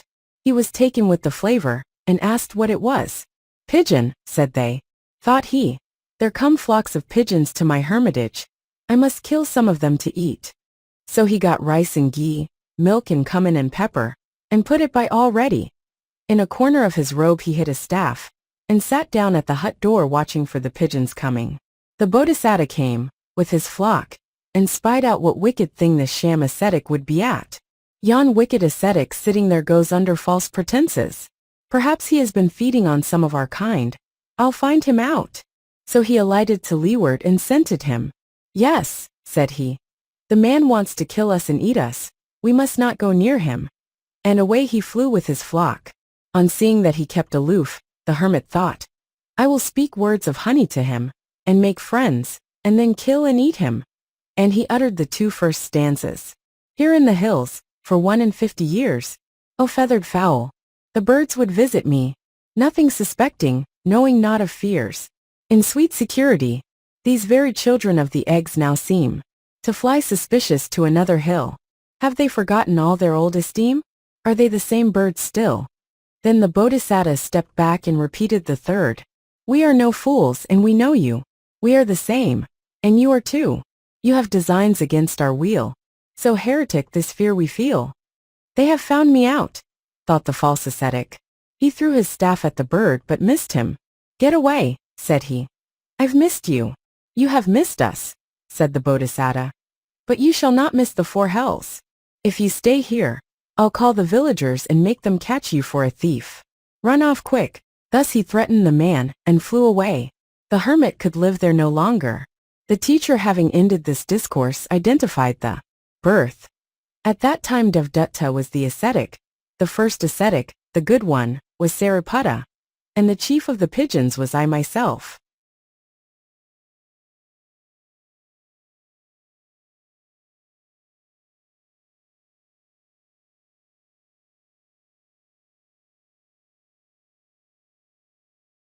Stories of the Buddha's Former Births. Book 3 Taikkanipada. 278. Mahisa Jataka. Why do you patiently, etc. This story the master told at Jetavana, about a certain impertinent monkey. At Savatthi, we are told, was a tame monkey in a certain family, and it ran into the elephant's stable, and perching on the back of a virtuous elephant, voided excrement, and began to walk up and down. The elephant, being both virtuous and patient, did nothing. But one day in this elephant's place stood a wicked young one. The monkey thought it was the same, and climbed upon its back. The elephant seized him in his trunk, and dashing him to the ground, trod him to pieces. This became known in the meeting of the brotherhood, and one day they all began to talk about it. "Brother, have you heard how the impertinent monkey mistook a head elephant for a good one, and climbed on his back, and how he lost his life for it?" In came the master and asked, "Brethren, what are you talking of as you sit here?" And when they told him, "This is not the first time," said he, "that this impertinent monkey behaved so. He did the same before." And he told them an old world tale. Once on a time, when Brahmadatta was king of Behaves, the Bodhisattva was born in the Himalaya region as a buffalo. He grew up strong and big and ranged the hills and mountains, peaks and caves, tortuous woods a many. Once as he went he saw a pleasant tree, and took his food, standing under it. Then an impertinent monkey came down out of the tree, and getting on his back, voided excrement. Then he took hold of one of the buffalo's horns, and swung down from it by his tail, disporting himself. The Bodhisattva, being full of patience, kindliness, and mercy, took no notice at all of his misconduct. This the monkey did again and again. But one day, the spirit that belonged to that tree, standing upon the tree trunk, asked him, saying, "My lord Buffalo, why do you put up with the rudeness of this bad monkey? Put a stop to him." And enlarging upon this theme, he repeated the first 2 verses as follows. "Why do you patiently endure each freak? This mischievous and selfish ape may wreak? Crush underfoot, transfix him with your horn. Stop him, or even children will show scorn." The Bodhisattva, on hearing this, replied, "If tree sprite, I cannot endure this monkey's ill treatment without abusing his birth, lineage, and powers. How can my wish ever come to fulfillment? But the monkey will do the same to any other, thinking him to be like me. And if he does it to any fierce buffaloes, they will destroy him indeed. When some other has killed him, I shall be delivered both from pain and from blood guiltiness." And saying this, he repeated the 3rd verse. "If he treats others as he now treats me, they will destroy him. Then I shall be free." A few days after, the Bodhisattva went elsewhither, and another buffalo, a savage beast, went and stood in his place. The wicked monkey, thinking it to be the old one, climbed upon his back and did as before. The buffalo shook him off upon the ground, and drove his horn into the monkey's heart, and trampled him to mincemeat under his hoofs. When the master had ended this teaching, he declared the truths and identified the birth. At that time the bad buffalo was he who now is the bad elephant. The bad monkey was the same, but the virtuous noble buffalo was I myself.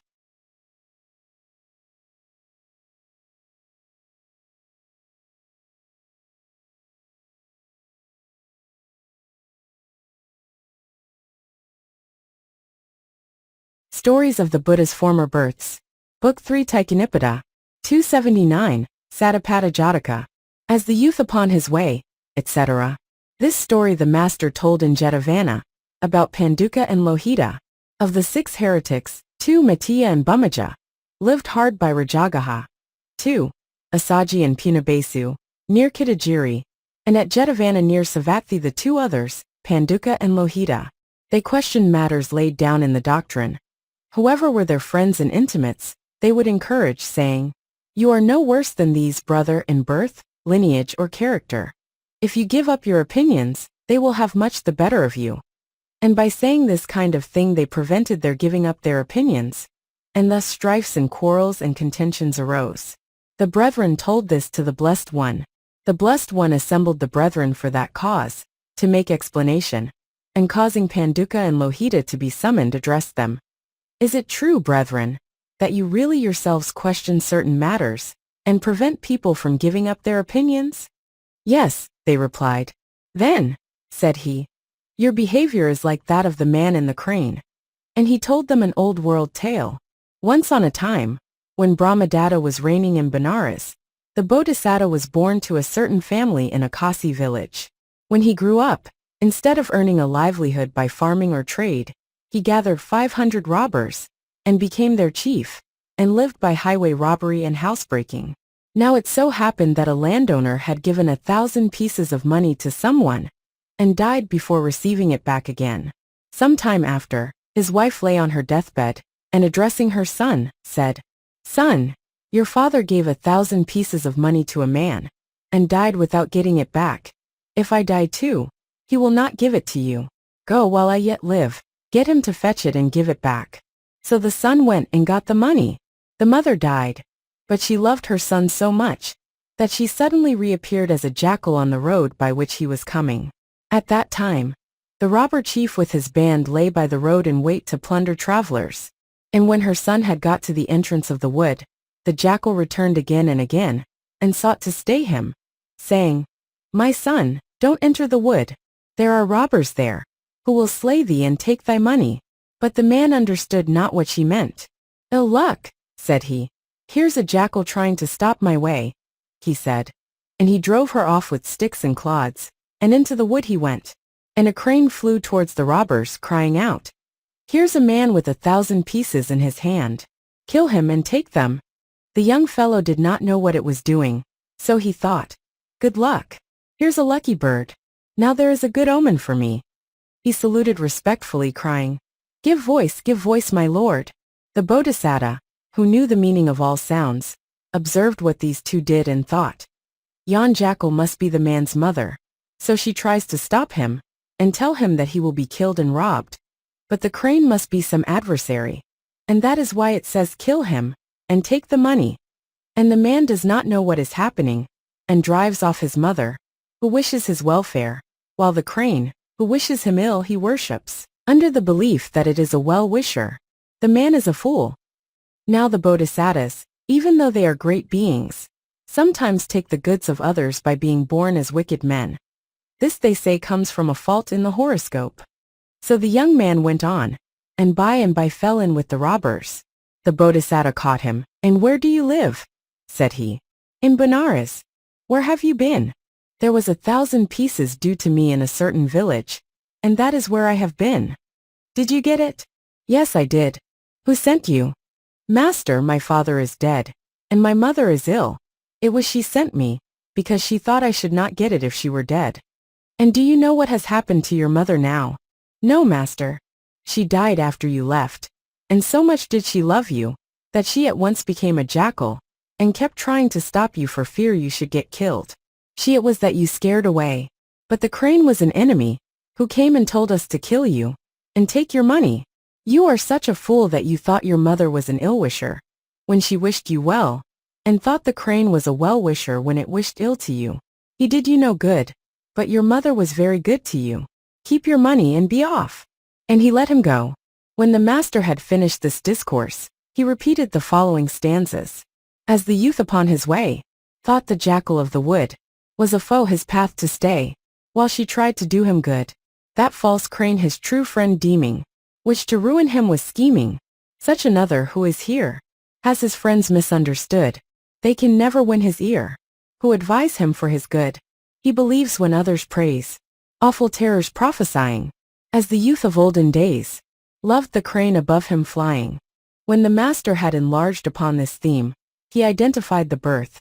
At that time the robber chief was I myself, the friend who robs another without ceasing. He that protests incessantly, the friend who flatters for the sake of pleasing, the boon companion in debauchery. These for the wise as enemies should fear, and keep aloof, if there be danger near.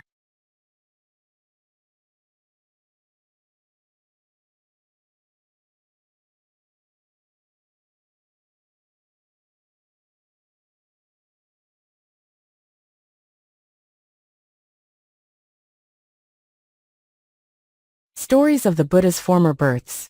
Book 3 Taikkanipada. 280. Puta-Dusaka Jataka. No doubt the king, etc. This story the master told in Jetavana, about one who destroyed pottles. At Savatthi, we learn, a certain courtier invited the Buddha and his company, and made them sit in his park. As he was distributing to them, during the meal he said, "Let those who wish to walk about the park do so." The brothers walked about the park. At that time the gardener climbed up a tree which had leaves upon it, and said, taking hold of some of the large leaves, "This will do for flowers, this one for fruit." And making them into potties he dropped them to the foot of the tree. His little son destroyed each as soon as it fell. The brothers told this to the master. "Brothers," said the master, "this is not the first time that this lad has destroyed pottles. He did it before." And he told them an old world tale. Once upon a time, when Brahmadatta was king of Benares, the Bodhisattva was born in a certain family of Benares. When he grew up, and was living in the world as a householder, it happened that for some reason he went into a park, where a number of monkeys lived. The gardener was throwing down his pottles as we have described, and the chief of the monkeys was destroying them as they fell. The Bodhisattva, addressing him, said, "As the gardener drops his pottles, the monkey thinks he is trying to please him by tearing them up," and repeated the first stanza. No doubt the king of beasts is clever. In pottle making, he would never destroy what's made with so much pother, unless he meant to make another. On hearing this the monkey repeated the second stanza. Neither my father nor my mother, nor I myself could make another. What others make, we tear to pieces. The proper way of monkeys this is. And the Bodhisattva responded with the third. If this is proper monkey nature, what's the improper way of such a creature? Be off. It does not matter whether you're proper or improper, both together." And with these words of blame he departed. When the master had ended this discourse, he identified the birth. At that time the monkey was the boy who has been destroying the potties, but the wise man was I myself.